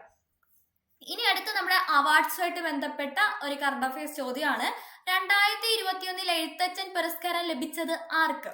2021 എഴുത്തച്ഛൻ പുരസ്കാരം സേതുവിനാണോ, M മുകുന്ദനാണോ, P വത്സലയ്ക്കാണോ, MK സാനുവിനാണോ? എന്തുകൊണ്ടാണ് ഈ ചോദ്യം ഇവിടെ വന്നത്?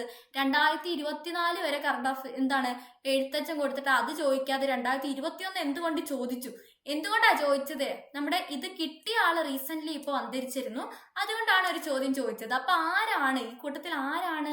സേതു ആണോ, M മുകുന്ദനാണോ, P വത്സലയാണോ, MK സാനു ആണോ? അറിയുന്നവർ വേഗം കമന്റ് ചെയ്യുക. ഏതാണ് ഉത്തരം? നിങ്ങളുടെ കമന്റ്സ് ഞാൻ നോക്കും കേട്ടോ. നിങ്ങൾ ചുമ്മാ കേട്ടിരിക്കരുത്. ഞാൻ കമന്റ്സ് എല്ലാം നോക്കും. നിങ്ങളുടെ കമന്റ്സ് ആണ് എന്റെ പവർ എന്ന് പറയുന്നത്.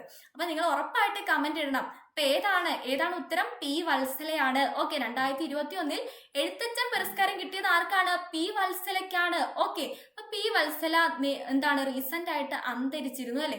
അപ്പൊ നമുക്ക് എന്തായാലും എഴുത്തച്ഛൻ പുരസ്കാരം ആയതുകൊണ്ട് ഇതൊന്ന് നോക്കാം. എഴുന്നേൽക്ക് വത്സ സേതു വന്നു. ഇത് നമ്മുടെ എഴുത്തച്ഛൻ അവാർഡ് 2021 തൊട്ട് 23 വരെയുള്ള കോഡാണ് കേട്ടോ. അപ്പൊ എഴുന്നേൽക്കു എന്ന് പറഞ്ഞാൽ എഴുത്തച്ഛൻ, വത്സ എന്ന് പറഞ്ഞാൽ വത്സല. Okay, P Valsala. സേതു എന്ന് പറഞ്ഞാൽ സേതു തന്നെയാണ്. വന്നുൽ നിന്ന് വസന്തനെ കണക്ട് ചെയ്ത് വെക്കുക കേട്ടോ. ഓക്കെ, അപ്പൊ എന്താണ് 21, 22, 23 കിട്ടിയ ആൾക്കാരെ ഓർത്തു വെക്കാനുള്ള ഒരു ചെറിയ കോഡാണ്, ഓർത്തു വെച്ചേക്കാം. അടുത്ത 1.25 കോടി മലയാളികൾ എന്ന ഗ്രന്ഥം രചിച്ചത് ആരാണ്? ഇപ്പൊ PSC റിപ്പീറ്റ് ആയിട്ട് ചോദിച്ചുകൊണ്ടിരിക്കുകയാണ്. എന്താണ് ഈ ഒരു ചോദ്യം തിരിച്ചും മറിച്ചും ഒക്കെ ചോദിക്കുന്നുണ്ട്.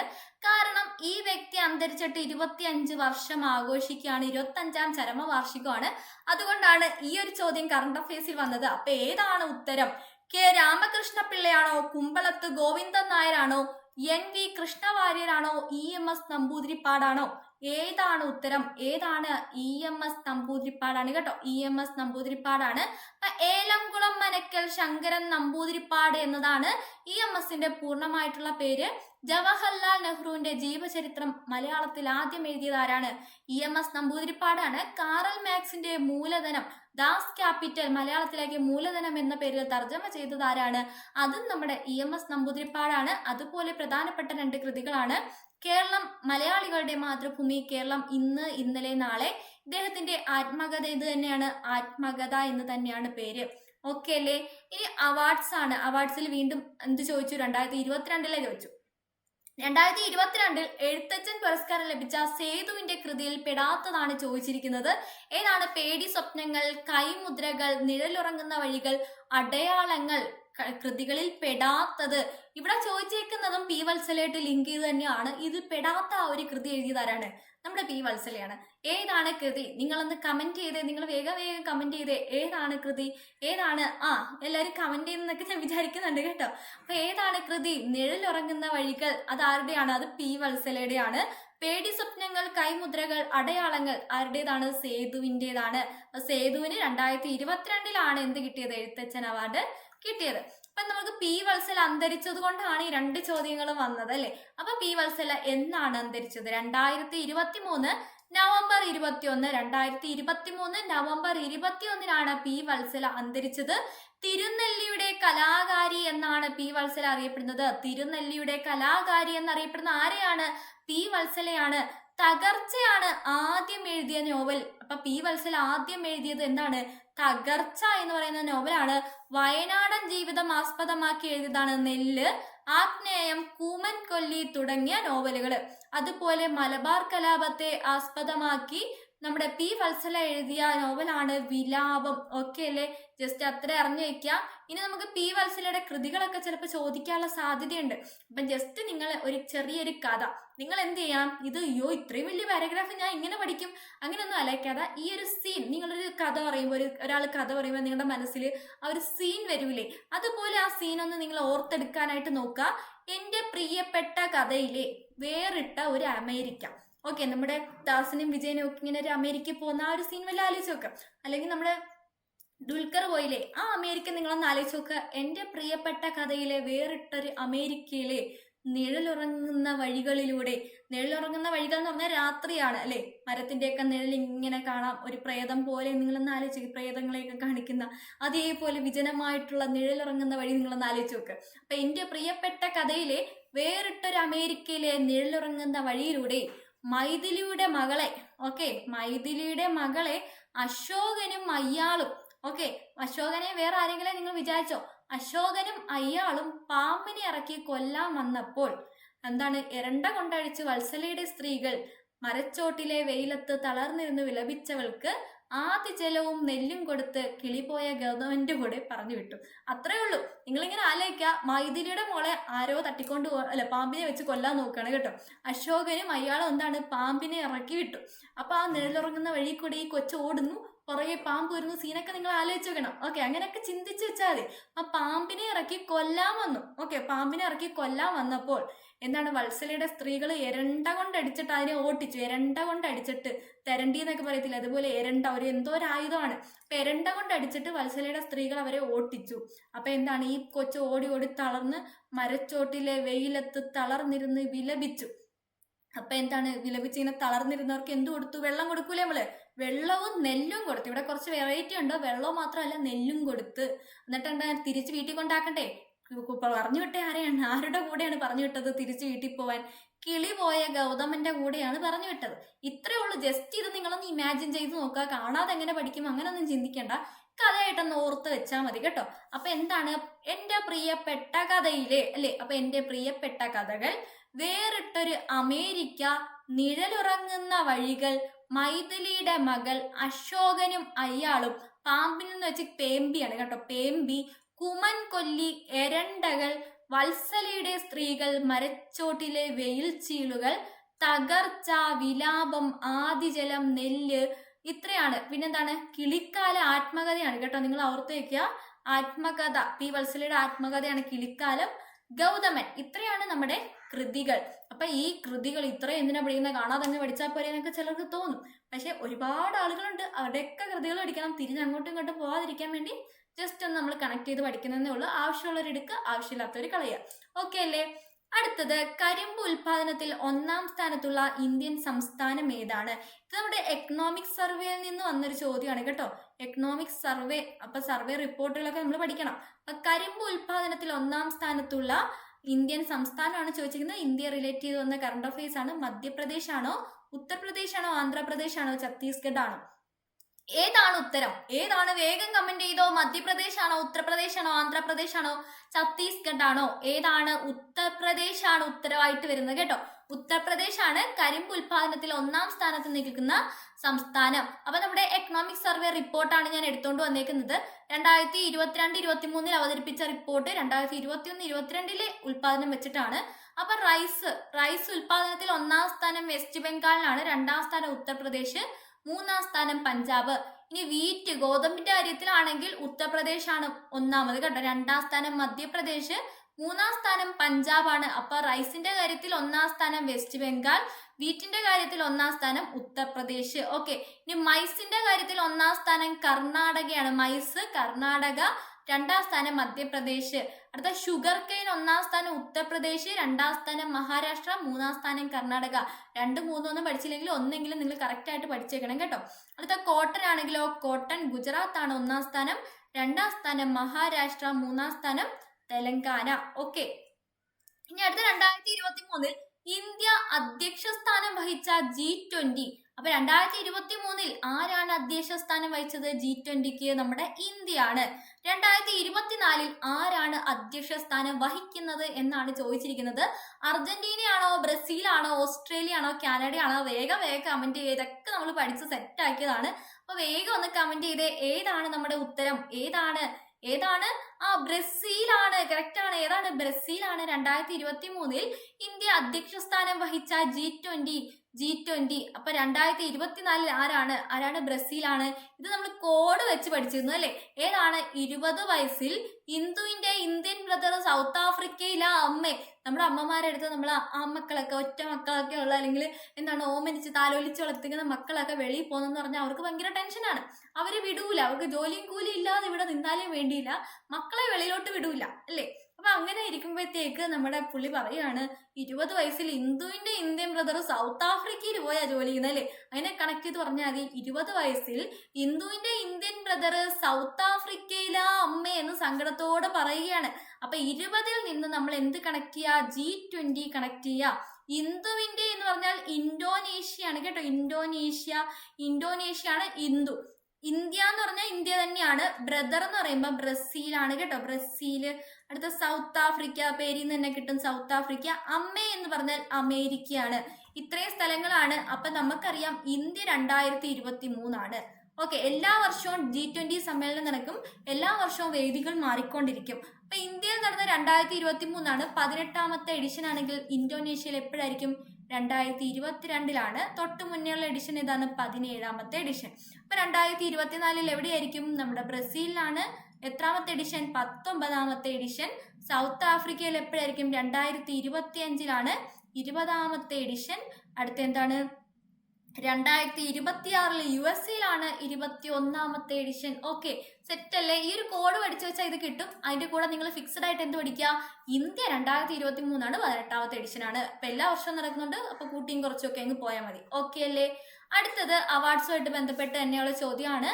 2022 മികച്ച പിന്നണി ഗായികയ്ക്കുള്ള ദേശീയ പുരസ്കാരം നേടിയ കേരളീയ വനിത ആരാണ് എന്നാണ് ചോദിച്ചിരിക്കുന്നത്. ആരാണ്? KS ചിത്രയാണോ, നഞ്ചിയമ്മയാണോ, S ജാനകിയാണോ, Shreya ഘോഷാലാണോ? PSCക്ക് ഭയങ്കര ഇഷ്ടമാണ് ഈ ദേശീയ പുരസ്കാരം കേട്ടോ. അപ്പൊ ദേശീയ പുരസ്കാരം ഒക്കെ നിങ്ങളൊന്ന് നോക്കിയിട്ട് വേണം പോവാനായിട്ട്. ഇതിനു മുമ്പ് നമ്മൾ കഴിഞ്ഞ ക്ലാസ്സിൽ പഠിച്ചതിനകത്ത് അല്ലു അർജുന്റെ കാര്യമൊക്കെ പഠിച്ചല്ലേ? അപ്പൊ അതൊക്കെ എന്താണ്? അതൊക്കെ ദേശീയ പുരസ്കാരം ആയതുകൊണ്ടാണ് ചോദിക്കുന്നത്. അപ്പൊ ആർക്കാ കിട്ടിയത്? വേഗം കമന്റ് ചെയ്തോ. A ആണോ, B ആണോ, C ആണോ, D ആണോ, ഏതാണോ? ആർക്കാണ് കിട്ടിയത്? ആർക്കാണ്? നഞ്ചി അമ്മയ്ക്കാണ് കിട്ടിയത്. നഞ്ചി അമ്മയ്ക്കാണ് 2022 മികച്ച ഗായികയ്ക്കുള്ള ദേശീയ പുരസ്കാരം കിട്ടിയത്. ഓക്കെ, അപ്പൊ 68ാമത്തെ ദേശീയ പുരസ്കാരമാണ്. 2020 പുരസ്കാരമാണ് കൊടുത്തത് കേട്ടോ. 2020 പുരസ്കാരമാണ് 22 കൊടുത്തത്. 2 വർഷം പുറകിലോട്ടാണ്.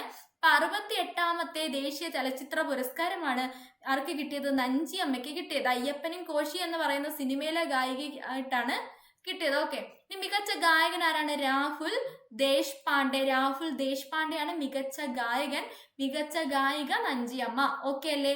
ഇനി 69ാമത്തെ കൊടുത്തു. 69ാമത്തെ 2021 പുരസ്കാരമാണ് കൊടുത്തത്. മികച്ച നടൻ ആരാണ്? അല്ലു അർജുനാണ്. പുഷ്പയിലെ അഭിനയത്തിനാണ് കിട്ടിയത്. ഇത് റീസെന്റ് ആയിട്ട് PSC ചോദിച്ച ചോദ്യമാണ്. 69ാമത്തെ ദേശീയ ചലച്ചിത്ര പുരസ്കാരം ലഭിച്ച മികച്ച നടൻ ആരാണ്? അല്ലു അർജുനാണ്.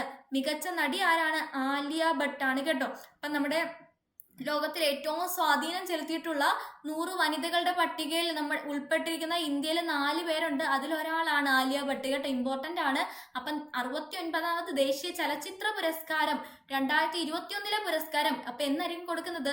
23 കൊടുത്തത്. 23 പുരസ്കാരം. 23 പുരസ്കാരം കിട്ടിയത് ആർക്കാണ്? ആലിയ ഭട്ടിനാണ്. മികച്ച നടി, മികച്ച ചിത്രം റോക്കറ്ററി, ദി നമ്പി എഫക്റ്റ് ആരെ പറ്റിയാണ്? നമ്പി നാരായണനെ പറ്റിയാണ് കേട്ടോ. നമ്പി നാരായണൻ നമ്മുടെ ISROയുടെ സയന്റിസ്റ്റ് ആയിരുന്ന നമ്പി നാരായണനെ പറ്റിയുള്ള സിനിമയാണ് ഏത്? Rocketry the Nambi effect. മികച്ച ജനപ്രിയ ചിത്രം ഏതാണ്? RR ആണ്, ഇമ്പോർട്ടന്റ് ആണ്. നമ്മുടെ എന്ത് കിട്ടി? നമ്മുടെ ഇത് കിട്ടിയ ഓസ്കാർ കിട്ടിയ സിനിമയാണ് കേട്ടോ.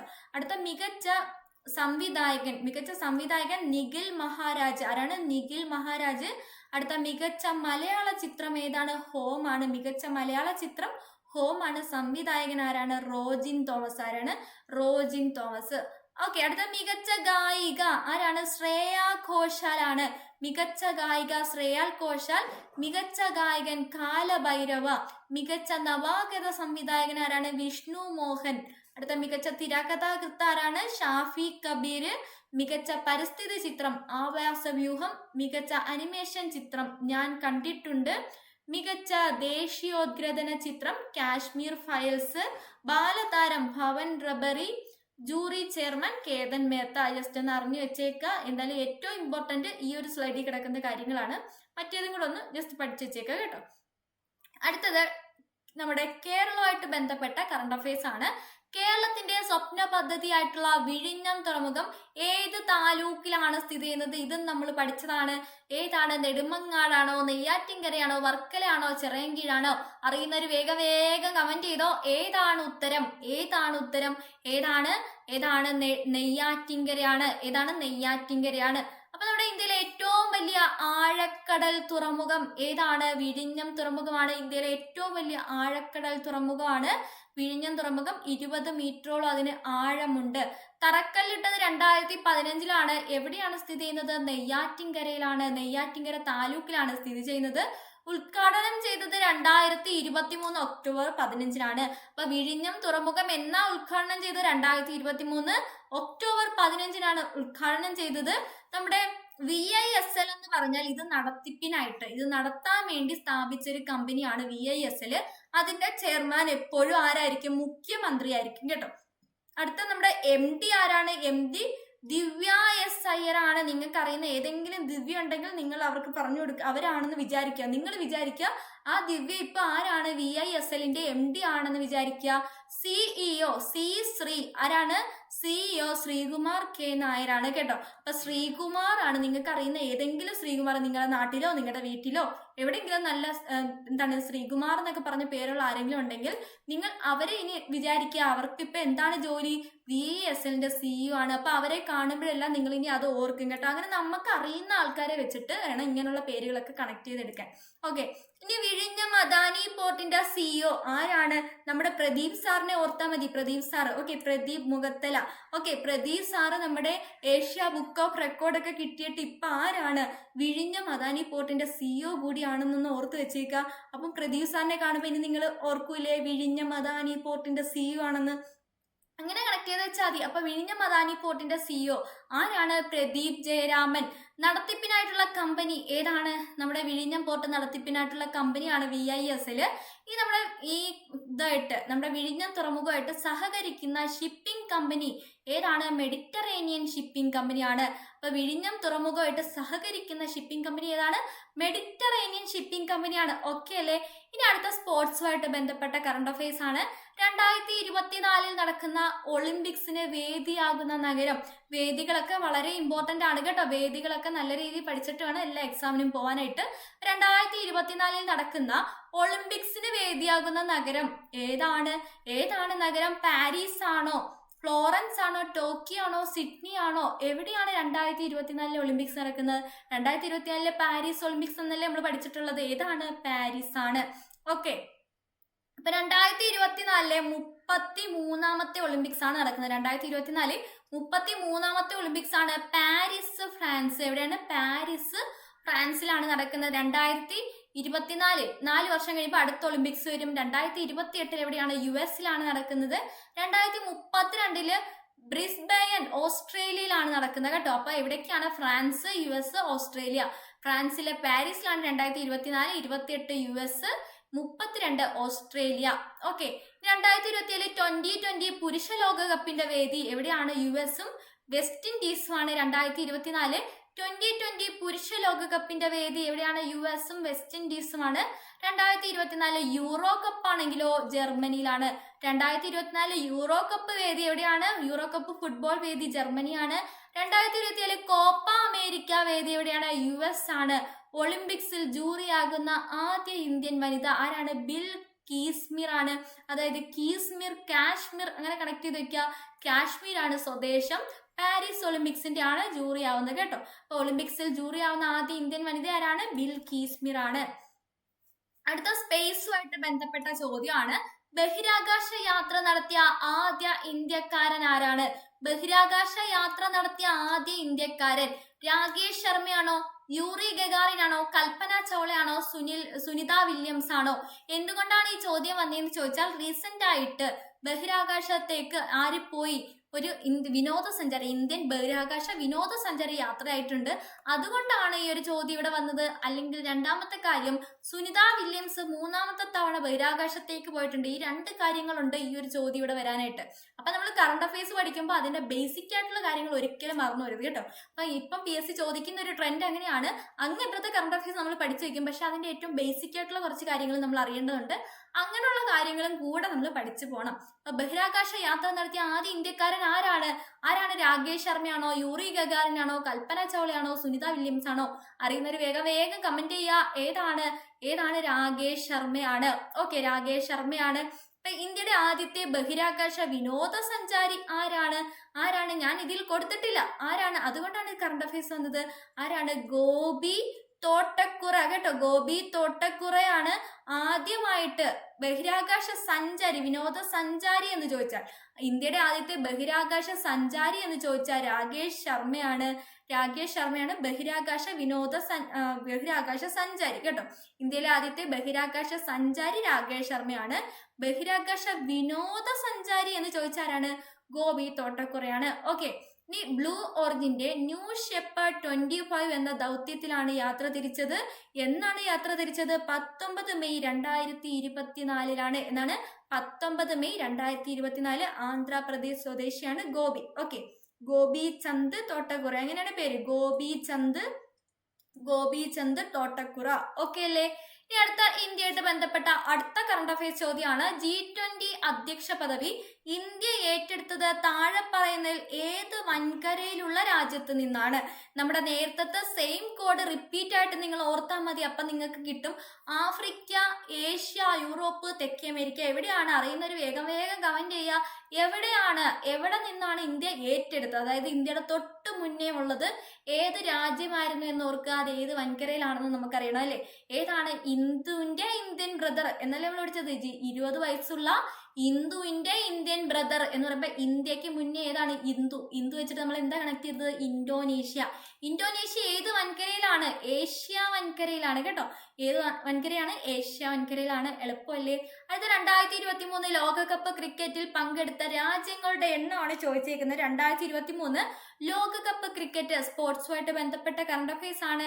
10 ആണോ 9 ആണോ 11 ആണോ 8 ആണോ? ഏതാണ് ഉത്തരം? അറിയുന്നൊരു വേഗം കമന്റ് ചെയ്യുക. ഏതാണ് ഉത്തരം? ഏതാണ്? 10 ആണ് കേട്ടോ. 2023 ലോകകപ്പ് ക്രിക്കറ്റിൽ പങ്കെടുത്ത രാജ്യങ്ങളുടെ എണ്ണം എത്രയാണ്? 10 ആണ്. ഓക്കെ, ഇനി അടുത്ത ഇന്ത്യയുടെ ലോകകപ്പ് ക്രിക്കറ്റ് ടീമിലെത്തുന്ന 3ാമത്തെ മലയാളി ആരാണ്? സഞ്ജു സാംസൺ ആണ്. ഓക്കെ, അപ്പൊ ഖത്തർ ഫുട്ബോൾ ടീമിലെത്തുന്ന ആദ്യ മലയാളി താരം ആരാണ്? അത് തഹസിൻ ജംഷീദ് ആണ് കേട്ടോ. തഹസിൻ ജംഷീദ് ആണ് ഖത്തർ ടീമിലെത്തുന്ന ആദ്യത്തെ മലയാളി താരം. അപ്പൊ നമ്മുടെ ഇന്ത്യൻ ലോകകപ്പ് ക്രിക്കറ്റ് ടീമിലെത്തുന്ന ആദ്യ ഈ 3ാമത്തെ മലയാളി ആരാണ്? സഞ്ജു സാംസൺ ആണ്. ക്യാപ്റ്റൻ ആകുന്ന ആദ്യത്തെ ആരാണ്? സഞ്ജു സാംസൺ ആണ്. ഖത്തർ ടീമിലെത്തുന്ന ആദ്യ മലയാളി താരം നമ്മുടെ തഹസിൻ മുഹമ്മദ് ആണ്. അതുപോലെ നമ്മുടെ ക്രിക്കറ്റ് ടീമിൽ അന്താരാഷ്ട്ര ക്രിക്കറ്റ് കളിക്കുന്ന മലയാളി വനിത, ആദ്യത്തെ മലയാളി വനിത ചോദിച്ചാൽ മിന്നുമണിയാണ്. രണ്ടാമത്തെ സജന സതീഷ് അതാണ്. പിന്നെ സജനയാണ്. 3ാമത്തത് ആശ ശോഭനയാണ് കേട്ടോ. അപ്പൊ നമ്മുടെ ആദ്യത്തേത് ആരാണ്? മിന്നുമണി. രണ്ടാമത്തെ സജന സജീവ്. മൂന്നാമത്തെ ആശ, ശോഭന, അങ്ങനെയാണ് ഗേൾസിന്റെ ഓർഡർ വരുന്നത് കേട്ടോ.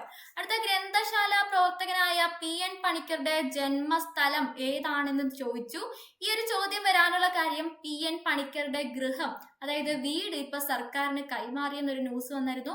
അത് മ്യൂസിയം ആക്കാനുള്ള ഒരു പ്ലാൻ ഉണ്ട്. അപ്പൊ അതുമായിട്ട് ബന്ധപ്പെട്ട ന്യൂസ് വന്നതുകൊണ്ടാണ് ഈ ഒരു ചോദ്യം ഇവിടെ വന്നത്. അപ്പൊ ഗ്രന്ഥശാല പ്രവർത്തകനായിട്ടുള്ള PN പണിക്കരുടെ ജന്മസ്ഥലം എവിടെയാണ്? ആ ഒരു പത്ര കട്ടിങ്സ് വായിച്ചവർക്കറിയാം എവിടെയാണ്? ആലപ്പുഴയിലാണ്. എവിടെയാണ്? ആലപ്പുഴയിലാണ്. അടുത്ത കേരളത്തിലെ ഗ്രന്ഥശാല പ്രസ്ഥാനത്തിന്റെ പിതാവാണ് ആര്? PN പണിക്കർ. എന്നാണ് ഈ PSC ചോദിച്ചിട്ടുള്ള ഒരു ചോദ്യമാണ് ഈ വായനാ ദിനമായിട്ട് ആചരിക്കുന്നത്. ആരുടെ എന്താണ് PN പണിക്കരുടെ എന്താണെന്ന് ചോദിച്ചിട്ടുണ്ട്. ജന്മദിനമാണോ ചരമദിനമാണോ അങ്ങനെയൊക്കെ ചോദിച്ചിട്ടുണ്ട്. അപ്പൊ എന്താണ്? അന്തരിച്ച ഡേ ആണ് കേട്ടോ. PN പണിക്കരുടെ ചരമദിനമാണ് നമ്മൾ വായനാ ദിനമായിട്ട് ആചരിക്കുന്നത്. എന്നാണ്? ജൂൺ 19 വായനാ ദിനം. 1995 ജൂൺ 19 PN പണിക്കർ അന്തരിച്ചത്. 2022 മികച്ച ഗ്രന്ഥശാല പ്രവർത്തകനുള്ള PN പണിക്കർ പുരസ്കാരം കിട്ടിയത് ഇയങ്കോട് ശ്രീധരനാണ്. ആർക്കാണ്? ഇയങ്കോട് ശ്രീധരനാണ് 2022 മികച്ച ഗ്രന്ഥശാല പ്രവർത്തകനുള്ള PN പണിക്കർ പുരസ്കാരം കിട്ടിയത്. ഓക്കെ അല്ലേ? അടുത്ത ഹരിത വിപ്ലവമായിട്ട് ബന്ധപ്പെട്ട ചോദ്യമാണ്. നേരത്തെ നമ്മൾ ഡിസ്കസ് ചെയ്തിരുന്നു. ഹരിത വിപ്ലവം MS സ്വാമിനാഥൻ മരിച്ചതുകൊണ്ടാണ് ആ ഒരു ചോദ്യം റിപ്പീറ്റ് ആയിട്ട് വരുന്നത്. അപ്പൊ ഹരിത വിപ്ലവവുമായി ബന്ധപ്പെട്ട് ചുവടെ ചേർത്തിരിക്കുന്ന പ്രസ്താവനകളിൽ ശരി ഏത് എന്നാണ് ചോദിച്ചിരിക്കുന്നത്. അപ്പൊ ഭക്ഷ്യധാന്യങ്ങളുടെ കാര്യത്തിൽ ഇന്ത്യ സ്വയം പര്യാപ്തത തേടി. ഭക്ഷ്യധാന്യങ്ങളുടെ കാര്യത്തിൽ ഇന്ത്യ സ്വയം പര്യാപ്തത നേടി. ഡോക്ടർ MS സ്വാമിനാഥൻ ഇന്ത്യൻ ഹരിത വിപ്ലവത്തിന്റെ പിതാവ് എന്നറിയപ്പെട്ടു. ഭക്ഷ്യധാന്യങ്ങളുടെ ഇറക്കുമതിയിലുള്ള ആശ്രയത്വം കുറഞ്ഞു. ഇന്ത്യയിൽ ഹരിത വിപ്ലവം പ്രധാനമായും ഗോതമ്പ്, അരി എന്നീ ഭക്ഷ്യധാന്യങ്ങൾക്ക് ഊന്നൽ നൽകി. ഓപ്ഷൻസ് ഏതാണ്? 1, 4 മാത്രം. ഏതാണ് ശരി? ശരിയാണ് കണ്ടുപിടിക്കാനുള്ളത്. 1, 4 മാത്രം, 2 മാത്രം, 3, 4 മാത്രം, എല്ലാം ശരിയാണ്. ഏതാണ് നിങ്ങളുടെ ഉത്തരം? ഏതാണ്? വേഗം കമന്റ് ചെയ്തോ. ഏതാണ് ഉത്തരം? ഏതാണ് ഉത്തരം? ഏതാണ്? നമ്മുടെ എല്ലാം ശരിയാണ്. ഈ പറഞ്ഞേക്കുന്ന എല്ലാം ശരിയാണ്. ഭക്ഷ്യധാന്യങ്ങളുടെ കാര്യത്തിൽ ഇന്ത്യ സ്വയം പര്യാപ്തയായി നമ്മൾ ഉണ്ടാക്കില്ലേ, കൃഷി ചെയ്തുണ്ടാക്കില്ലേ. MS സ്വാമിനാഥനാണ് ഇന്ത്യൻ ഹരിത വിപ്ലവത്തിന്റെ പിതാവ് എന്നറിയപ്പെടുന്നത്. ഭക്ഷ്യധാന്യങ്ങളുടെ ഇറക്കുമതി കുറഞ്ഞില്ലേ? കുറഞ്ഞു. പിന്നെന്താണ്? ഹരിത വിപ്ലവം പ്രധാനമായിട്ടും ഗോതമ്പ്, അരി തുടങ്ങിയ ഭക്ഷ്യധാന്യങ്ങൾക്കാണ് ഊന്നൽ നൽകിയത്. അടുത്തത് നമ്മുടെ MS സ്വാമിനാഥനെ പറ്റി ജസ്റ്റ് ഒന്ന് നോക്കാം. ക്ഷേത്ര പ്രവേശന സമരത്തിലും പങ്കെടുത്തിട്ടുണ്ട് കേട്ടോ. അതൊന്ന് ജസ്റ്റ് നോക്കി വെച്ചേക്കണേ. ക്ഷേത്ര പ്രവേശന സമരത്തിലും ആര് പങ്കെടുത്തിട്ടുണ്ട്? MS സ്വാമിനാഥൻ പങ്കെടുത്തിട്ടുണ്ട്. മങ്കൊമ്പ് സാംബശിവൻ സ്വാമിനാഥൻ. മങ്കൊമ്പ് സാംബശിവൻ സ്വാമിനാഥൻ എന്നതാണ് പൂർണ്ണമായിട്ടുള്ള പേര്. 1943 ബംഗാൾ ക്ഷാമത്തിന് എതിരായിട്ടാണ് ഇദ്ദേഹം ഇങ്ങനെയുള്ള സംഭവമൊക്കെ ചെയ്തത്. ഹരിത വിപ്ലവത്തിന്റെ പിതാവ് എന്നറിയപ്പെടുന്നത് നോർമൻ ബോർലോഗ് ആണ്. ഇന്ത്യൻ ഹരിത വിപ്ലവത്തിന്റെ പിതാവാണ് MS സ്വാമിനാഥൻ. ഹരിത വിപ്ലവത്തിന് ഇന്ത്യയിൽ തുടക്കമിട്ട സ്ഥലം ഏതാണ്? പഞ്ചാബാണ്. ഓക്കെ അല്ലേ? അടുത്ത സ്കീംസുമായിട്ട് ബന്ധപ്പെട്ട് വീണ്ടും ചോദ്യം വന്നിട്ടുണ്ട്. സ്കീംസ് വളരെ ഇമ്പോർട്ടന്റ് ആണ്. സ്കീംസ് പഠിക്കാതെ ഒരു എക്സാമിനും പോരുത് കേട്ടോ. ഒരു എക്സാമിനും പോയത് സ്കീംസ് ഉറപ്പായിട്ട് ചോദിക്കും. ഓൺലൈൻ കുറ്റകൃത്യങ്ങളെ കുറിച്ചും ചൂഷണങ്ങളെ പറ്റിയും കുട്ടികളെ ബോധവൽക്കരിക്കുന്നതിനായി കേരള പോലീസും ബച്പൻ ബച്ചാവോ ആന്തോളനും ചേർന്നിട്ട് സംയുക്തമായി നടപ്പിലാക്കിയ പദ്ധതി ഏതാണെന്നാണ് ചോദിച്ചിരിക്കുന്നത്. താലോലമാണോ, ചിരിയാണോ, നിരാമയാണോ, കൂട്ടാണോ? ഏതാണ് ഉത്തരം? ഏതാണ് ഉത്തരം? വേഗം കമന്റ് ചെയ്തോ. ഏതാണ്? നമ്മൾ ഇതൊക്കെ പഠിച്ചതാണ്. ഓൺലൈൻ കുറ്റകൃത്യമാണ്. ഓൺലൈൻ കുറ്റകൃത്യം. അപ്പൊ ഏതാണ്? കൂട്ടാണ് ഉത്തരം. ഏതാണ്? കൂട്ടാണ്. ചിരി എന്താണ്? കുട്ടികളുടെ മാനസികമായിട്ടുള്ള അവരുടെ വിഷമമൊക്കെ മാറ്റാനായിട്ട്, മാനസിക വെല്ലുവിളി അല്ലെങ്കിൽ മാനസിക പ്രശ്നങ്ങൾ മാറ്റാനായിട്ട് പോലീസ് ആരംഭിച്ച പദ്ധതിയാണ് ചിരി എന്ന് പറയുന്നത്. കുട്ടികളെ നമ്മൾ ഇക്കളാക്കുമ്പോൾ അവരുടെ മാനസിക സമ്മർദ്ദം കുറയും. അങ്ങനെയൊക്കെ നമ്മൾ കണക്ട് ചെയ്ത് പഠിച്ചാണല്ലേ. അപ്പം ഇക്കളാക്കുമ്പോൾ അവർ ചിരിക്കും, അപ്പൊ അവരുടെ മാനസിക സമ്മർദ്ദം കുറയും. അങ്ങനെയൊക്കെ നമ്മൾ കണക്ട് ചെയ്ത് വെച്ചതാണ് ചിരി അല്ലെ. അടുത്ത എന്താണ്? താലോലം. താലോലം എന്താണ്? ഈ ഹൃദയവൈകല്യം അതുപോലെ മറ്റു മാരക രോഗങ്ങളൊക്കെയുള്ള കുട്ടികൾക്ക് എന്താണ് അവർക്ക് കൊടുക്കുന്ന പദ്ധതിയാണ്, അവർക്ക് ചികിത്സ നൽകാനുള്ള പദ്ധതിയാണ് താലോലം. അതും നമ്മൾ പഠിച്ചതാണ്. നിരാമയെ നമ്മൾ ഇന്ന് പറഞ്ഞു. അടുത്ത കേരളീയവുമായി ബന്ധപ്പെട്ട് ശരിയായ പ്രസ്താവന ഏതാണ്? കേരളീയം. നമ്മൾ കുറേ അധികം ന്യൂസിലൊക്കെ ഡിസ്കസ് ചെയ്തൊരു ടോപ്പിക്കാണ് കേരളീയം. കേരളത്തിന്റെ ഏറ്റവും വലിയ ഉത്സവമാണ് എന്നാണ് പറഞ്ഞേക്കുന്നത്. അങ്ങനെയൊക്കെ പറയുന്നു. നമ്മൾ ഇത്രയും നാൾ ഓണമൊക്കെയാണ് ആഘോഷിച്ചുകൊണ്ടിരുന്നത്. ഇപ്പൊ ഇത് വന്നതിന് ശേഷം ഇപ്പം അത് തന്നെ പറയുന്ന കാര്യമാണ്. കേരളത്തിലെ ഏറ്റവും വലിയ ഉത്സവം, അതിന്റെ ഒഫീഷ്യൽ സൈറ്റിൽ വന്ന സെയിം സെന്റൻസ് ആണ് കേട്ടോ. കേരളത്തിലെ ഏറ്റവും വലിയ ഉത്സവം കേന്ദ്ര ഗവൺമെന്റ് ആണ് ഇത് സംഘടിപ്പിക്കുന്നത്. സിനിമാ താരങ്ങളാണ് ഇതിന്റെ ബ്രാൻഡ് അംബാസിഡേഴ്സ്. ഇതിൽ ഏതാണ് ശരി എന്നാണ് ചോദിച്ചിരിക്കുന്നത്? ശരിയായ പ്രസ്താവനയാണ് ചോദിച്ചിരിക്കുന്നത്. 1, 3 ആണോ, 2, 3 ആണോ, 1, 2 ആണോ, 1, 2, 3 ആണോ? ഏതാണ് ഉത്തരം? ഏതാണ്? എല്ലാം ഇല്ല. നമ്മുടെ കേന്ദ്ര സർക്കാരല്ല, കേരള സർക്കാരാണ് സംഘടിപ്പിക്കുന്നത്. അപ്പൊ ഏതാണ്? 1, 3 ആണ് ഉത്തരം കേട്ടോ. 1, 3 ആണ് ഉത്തരം. ഇവിടെ ഏതാണ്? കേരള സർക്കാർ. കേരളീയം പദ്ധതി കേന്ദ്ര സർക്കാർ നടപ്പിലാക്കുമോ? ഏത് പൊട്ടനും ഇതിന്റെ ഉത്തരം എഴുതാൻ പറ്റുമല്ലേ? അപ്പൊ കേരള സർക്കാർ പദ്ധതിയാണ്. കേരളത്തിലെ ഏറ്റവും വലിയ ഉത്സവമാണ്. സിനിമാ താരങ്ങളാണ് ബ്രാൻഡ് അംബാസിഡേഴ്സ്. നമ്മൾ ഇതൊക്കെ ഈ ഒരു സംഭവം നടന്നപ്പോൾ നമ്മൾ കണ്ടാണ്. സർക്കാർ ഓഫീസുകളൊക്കെ കാലിയായി, എല്ലാവരും വന്ന് കാണാൻ വന്നു. ശോഭനയുടെ ഡാൻസ് ഉണ്ടായിരുന്നു, അത് കാണാനായിട്ട് എല്ലാവരും പോയതൊക്കെ പറഞ്ഞ് ന്യൂസിലൊക്കെ ഒരുപാട് വന്നിരുന്നു. അപ്പൊ ഏതാണ്? സിനിമാ താരങ്ങളാണ് ബ്രാൻഡ് അംബാസിഡർ. ഏറ്റവും വലിയ ഉത്സവമാണ്. കേരള സർക്കാരാണ് നടപ്പിലാക്കുന്നത്. ഇത് 3ഉം നമ്മുടെ ഒഫീഷ്യൽ സൈറ്റിൽ ഉണ്ടായിരുന്ന സെയിം സെന്റൻസ് ആണ് കേട്ടോ. അടുത്തത്, ആഗോളതലത്തിൽ കേരളത്തിന്റെ വികസന മാതൃകയും നേട്ടങ്ങളും പ്രദർശിപ്പിക്കാൻ വേണ്ടിയാണ് കേരളീയം പരിപാടി അവതരിപ്പിച്ചത്. എല്ലാ വർഷവും ഇനി ഉണ്ടാവും എന്നാണ് പറഞ്ഞേക്കുന്നത്. നവംബർ 1 മുതൽ 7 വരെ നമ്മുടെ കേരള പിറവിയില്ലേ, നവംബർ 1 മുതൽ 7 വരെ തിരുവനന്തപുരത്തെ സംസ്ഥാന സർക്കാർ ഒരുക്കുന്ന പദ്ധതിയാണ്. തിരുവനന്തപുരത്ത് സർക്കാർ ഒരുക്കുന്ന പദ്ധതിയാണ് ഇത് കേരളീയം പരിപാടി. ഓക്കെ അല്ലേ? അടുത്ത, വേൾഡ് ഓർഗനൈസേഷനിൽ നിന്നൊരു ചോദ്യം വന്നിരുന്നു. ഐക്യരാഷ്ട്ര സംഘടനയുമായി ബന്ധപ്പെട്ട് ശരിയായ പ്രസ്താവന ഏത്? ഐക്യരാഷ്ട്രസഭ നമുക്കറിയാം, ഇപ്പം റീസെന്റ് ആയിട്ട് പല രാജ്യങ്ങളിൽ യുദ്ധങ്ങളൊക്കെ നടക്കുന്നുണ്ട്. പല ഇഷ്യൂസ് ഒക്കെ ഉണ്ടാകുമ്പോൾ ഇങ്ങനെ വന്ന് UN ഇടപെടുന്നുണ്ട്. അപ്പൊ അതുകൊണ്ടാണ് ആ ഒരു ചോദ്യം ഇവിടെ അത്രയധികം ഇമ്പോർട്ടൻസ് ആയത്. അപ്പൊ ഐക്യരാഷ്ട്ര സംഘടനയുടെ സെക്രട്ടറി ജനറൽ അന്റോണിയോ ഗുട്ടറസ് ആണ്. ശരിയാണ് കണ്ടുപിടിക്കേണ്ടത് കേട്ടോ. ശരിയാണോ നിങ്ങൾ നോക്കിക്കോണം. ഐക്യരാഷ്ട്ര സംഘടന സർവരാഷ്ട്ര സഖ്യത്തിന്റെ പിൻഗാമിയാണ്. ഐക്യരാഷ്ട്ര സംഘടനയുടെ ഒരു പ്രധാന ഘടകമാണ് സുരക്ഷാ സമിതി. ഏതാണ് ശരി? ഏതാണ്? 2, 3 മാത്രമാണോ, 1, 3 മാത്രമാണോ, 1, 2, 3 ആണോ, 1, 2 ആണോ? വേഗം കമന്റ് ചെയ്യാൻ അറിയുന്നവര് ഏതാണ് ഉത്തരം? എല്ലാം ഉണ്ട്. ഇതെല്ലാം ഉണ്ട്. അന്റോണിയോ ഗുട്ടറസ് ആണ് സെക്രട്ടറി ജനറല്. സർവരാഷ്ട്ര സഖ്യത്തിന്റെ പിൻഗാമിയാണ്. ഐക്യരാഷ്ട്ര സംഘടനയുടെ ഒരു പ്രധാന ഘടകമാണ് സുരക്ഷാ സമിതി. ഓക്കെ, അപ്പൊ എന്നാണ് നമ്മൾ ഐക്യരാഷ്ട്ര ദിനം ആചരിക്കുന്നത്? എന്നാണ്? ഒക്ടോബർ 24 എന്നാണ്. ഒക്ടോബർ 24 ഐക്യരാഷ്ട്ര ദിനം. 2ാം ലോക യുദ്ധത്തിനു ശേഷം ലോകത്ത് സമാധാനം നിലനിർത്താൻ ഒരു സംഘടന രൂപീകരിക്കുക എന്ന ലക്ഷ്യത്തോടെ 1945 ഒക്ടോബർ 24 ഐക്യരാഷ്ട്ര സഭ നിലവിൽ വന്നത്. അപ്പൊ ഐക്യരാഷ്ട്ര സഭയുടെ നിയമ പുസ്തകം ഏതാണ്? UN charter. ഏതാണ്? UN charter.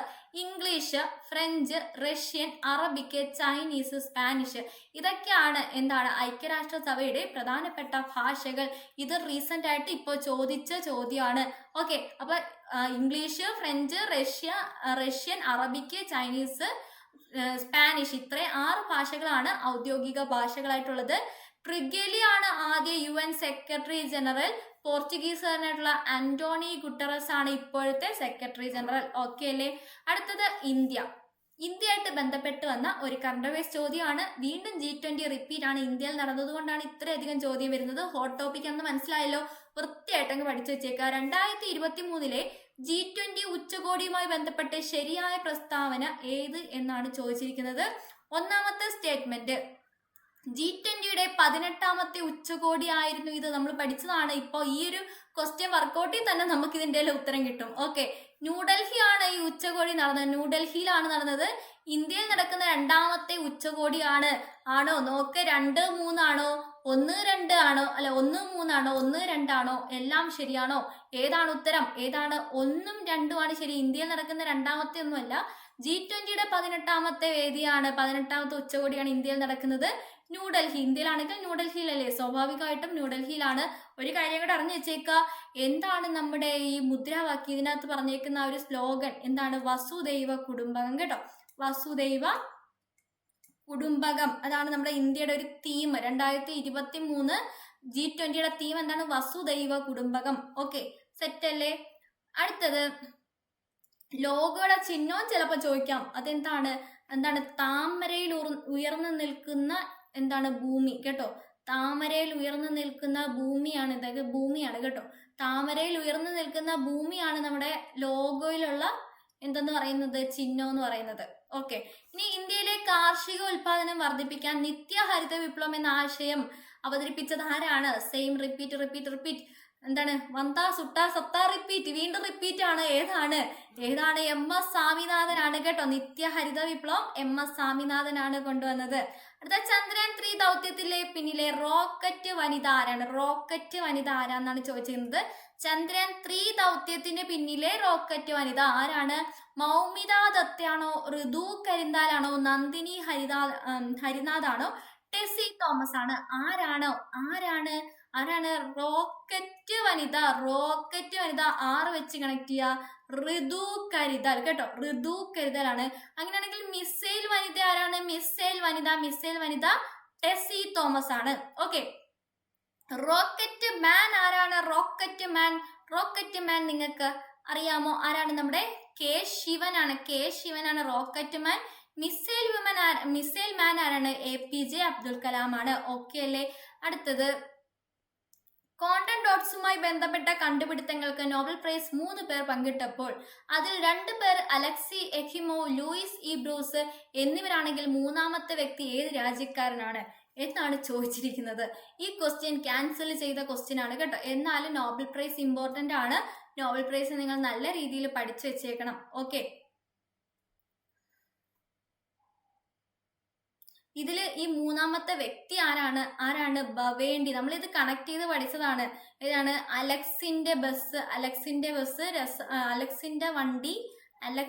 വണ്ടി രസമുള്ള ബസ്സ എന്ന് നമ്മൾ പഠിച്ചിരുന്നു. അലക്സിന്റെ വണ്ടി, അലക്സി എഖിമോവ്. ബണ്ടി എന്ന് പറഞ്ഞാൽ ബവേണ്ടിയാണ് രണ്ടാമത്തെ വ്യക്തി.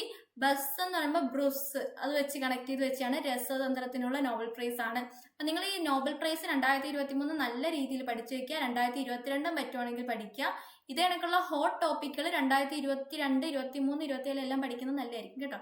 എന്തായാലും ഡിസംബറിൽ കൊടുത്തില്ലല്ലോ, അതുകൊണ്ട് 23 വരെ പഠിച്ചാൽ മതി. അടുത്തത് എക്കണോമിക്സുമായിട്ട് ബന്ധപ്പെട്ട ഒരു ചോദ്യമാണ്. റിസർവ് ബാങ്ക് ഓഫ് ഇന്ത്യയുടെ ഇപ്പോഴത്തെ ഗവർണർ ആരാണ്? ശക്തികാന്ത ദാസ് ആണോ? ഊർജിത് പട്ടേൽ ആണോ? രഘുറാം രാജനാണോ? സുബ്ബറാവു ആണോ? ആരാണ് റിസർവ് ബാങ്ക് ഓഫ് ഇന്ത്യയുടെ ഇപ്പോഴത്തെ ഗവർണർ? ആരാണ്? വേഗം കമന്റ് ചെയ്തോ. അറിയുന്നവർ വേഗം കമന്റ് ചെയ്തോ. ആരാണ്? ശക്തികാന്ത ദാസ് ആണ്. നമ്മൾ ഇന്ത്യൻ അപ്പോയിന്റ്മെന്റുമായിട്ട് സെപ്പറേറ്റ് ഒരു ക്ലാസ് വരും കേട്ടോ. ഇന്ത്യൻ അപ്പോയിന്റ്മെന്റ്സ്, നമ്മൾ കേരള അപ്പോയിന്റ്മെന്റ്സ് ഇപ്പം ക്ലാസ് എടുത്തിട്ടുണ്ട്. കാണാത്തവരത് കാണുക. അപ്പം അതേപോലെ നമ്മൾ ഇന്ത്യൻ അപ്പോയിന്റ്മെന്റ്സിന്റെ ക്ലാസ്സുമായിട്ട് വരും. അതുകൊണ്ട് തൽക്കാലം ഇതിന്റെ ഡീറ്റെയിൽ ആയിട്ട് ഞാൻ പറയുന്നില്ല. ഓക്കെ. അടുത്തത് ഇന്ത്യൻ പാർലമെന്റ് ജമ്മു കാശ്മീർ പുനർസംഘടനാ നിയമം അംഗീകരിച്ചത് എന്നാണ് ഇന്ത്യൻ പാർലമെന്റ് ജമ്മു കാശ്മീർ പുനർസംഘടനാ നിയമം അംഗീകരിച്ചത് എന്നാണ്? 2019 ഓഗസ്റ്റ് 5, 2019 ഓഗസ്റ്റ് 15, 2019 സെപ്റ്റംബർ 5, 2018 ഓഗസ്റ്റ് 5 എന്നാണ്? വേഗം കമന്റ് ചെയ്തോ. ഏതാണ് ഉത്തരം? 2019 ഓഗസ്റ്റ് 5 ആണ്. 2019 ഓഗസ്റ്റ് 5 ജമ്മു കാശ്മീർ പുനർസംഘടനാ നിയമം അംഗീകരിച്ചത്. അപ്പൊ ജമ്മു കാശ്മീരിന് പ്രത്യേക പദവി നൽകുന്ന ആർട്ടിക്കിൾ ഏതാണ്? 370 ആണ്. ജമ്മു കാശ്മീരിന് പ്രത്യേക പദവി നൽകുന്ന ആർട്ടിക്കിൾ ആണ് 370. ജമ്മു കാശ്മീർ പുനർസംഘടന ബില്ല് 2019 രാജ്യസഭയിൽ അവതരിപ്പിച്ചു. ജമ്മു കാശ്മീർ പുനർസംഘടന ബില്ല് ലഡാക്കിനെ നിയമസഭ ഇല്ലാത്ത കേന്ദ്രഭരണ പ്രദേശമാക്കി മാറ്റി. 2019 ഓഗസ്റ്റ് 5 ആഭ്യന്തരമന്ത്രി അമിത്ഷായാണ് രാജ്യസഭയിൽ ഇത് അവതരിപ്പിച്ചത്. ഓക്കെ അല്ലേ? അടുത്ത എക്കണോമിക്സുമായിട്ട് ബന്ധപ്പെട്ട മറ്റൊരു ചോദ്യമാണ്. കേരളത്തിലെ 14ാം പഞ്ചവത്സര പദ്ധതി കാലം. ഇത് എക്കണോമിക്സ് മാത്രമല്ല, കേരള ഗവേണൻസുമായിട്ടും വരും കേട്ടോ. അപ്പം കേരളത്തിലെ 14ാം പഞ്ചവത്സര പദ്ധതിയുടെ കാലഘട്ടം ഏതാണ് എന്നാണ് ചോദിച്ചിരിക്കുന്നത്. 2019-24 ആണോ? 22-27 ആണോ? 22-28 ആണോ? 24-29 ആണോ? അതായത് നിലവിലുള്ള ഏതാണ് എന്നാണ് അറിയേണ്ടത്. ഏതാണ്? 22-27 ആണ് കേട്ടോ. 22-27 ആണ് 14ാം പഞ്ചവത്സര പദ്ധതി കേരളത്തില്. അപ്പം 14ാം പഞ്ചവത്സര പദ്ധതി 2022 ഏപ്രിൽ 1 ആരംഭിച്ചത്. 2022 ഏപ്രിൽ 1 ആരംഭിച്ചത്. ജനകീയ ആസൂത്രണത്തിന്റെ രജത ജൂബിലി വേളയിൽ വർദ്ധിച്ച ജനകീയ പങ്കാളിത്തത്തോടെ വികേന്ദ്രീകൃത വികസന ആസൂത്രണ നിർവഹണ പ്രക്രിയകൾ ശാക്തീകരിക്കണം സംരക്ഷിക്കണമെന്ന സ്ഥാപിത ലക്ഷ്യത്തോടെയാണ് കേരളത്തിൽ 14ാം പഞ്ചവത്സര പദ്ധതി ആവിഷ്കരിച്ചത്. ഇനി അടുത്ത സ്കീമുമായിട്ട് ബന്ധപ്പെട്ട അടുത്ത ചോദ്യമാണ് ഏതാണ്? താഴെ തന്നിരിക്കുന്നതിൽ കേരള സാമൂഹിക സുരക്ഷാ മിഷന്റെ പദ്ധതി അല്ലാത്തത് ഏതാണ്? താലോലമാണോ, സ്നേഹപൂർവമാണോ, ശ്രുതി തരംഗമാണോ, കുടുംബശ്രീ ആണോ? ഓപ്ഷൻ തന്നേക്കുന്നത് 1, 4, 3, 3, 4. ഏതാണ് അല്ലാത്തത്? അല്ലാത്തത് എന്നാണ് ചോദിച്ചിരിക്കുന്നത്. ഏതാണ് ഉത്തരം? വേഗം കമന്റ് ചെയ്തോളൂ. ഏതാണ്? ഡി ആണ്. ഏതാണ്? 4 ആണ്. കുടുംബശ്രീ ആണ്. കുടുംബശ്രീ എന്ന് പറഞ്ഞാൽ കേന്ദ്ര ഗവൺമെന്റ് എല്ലായിടത്തും ഇല്ലേ കുടുംബശ്രീ? അപ്പൊ കേന്ദ്ര സർക്കാരിന്റെ ആണ് കുടുംബശ്രീ, കേരള സർക്കാരിന്റെ അല്ല. ബാക്കി ഇത്ര ഏതാണ്? കേരളത്തിന്റെ തന്നെയാണ്. ഓക്കെ. അപ്പൊ താലോലം നമ്മൾ പറഞ്ഞിരുന്നു. സ്നേഹപൂർവം എന്താണ് സ്നേഹപൂർവം? അച്ഛനോ അമ്മയോ അല്ലെങ്കിൽ 2 പേരുമോ ഇല്ലാത്ത അനാഥരായിട്ടുള്ള കുട്ടികൾക്ക് പഠിക്കാനായിട്ട് ധനസഹായം നൽകുന്ന പദ്ധതിയാണ് സ്നേഹപൂർവം കേട്ടോ.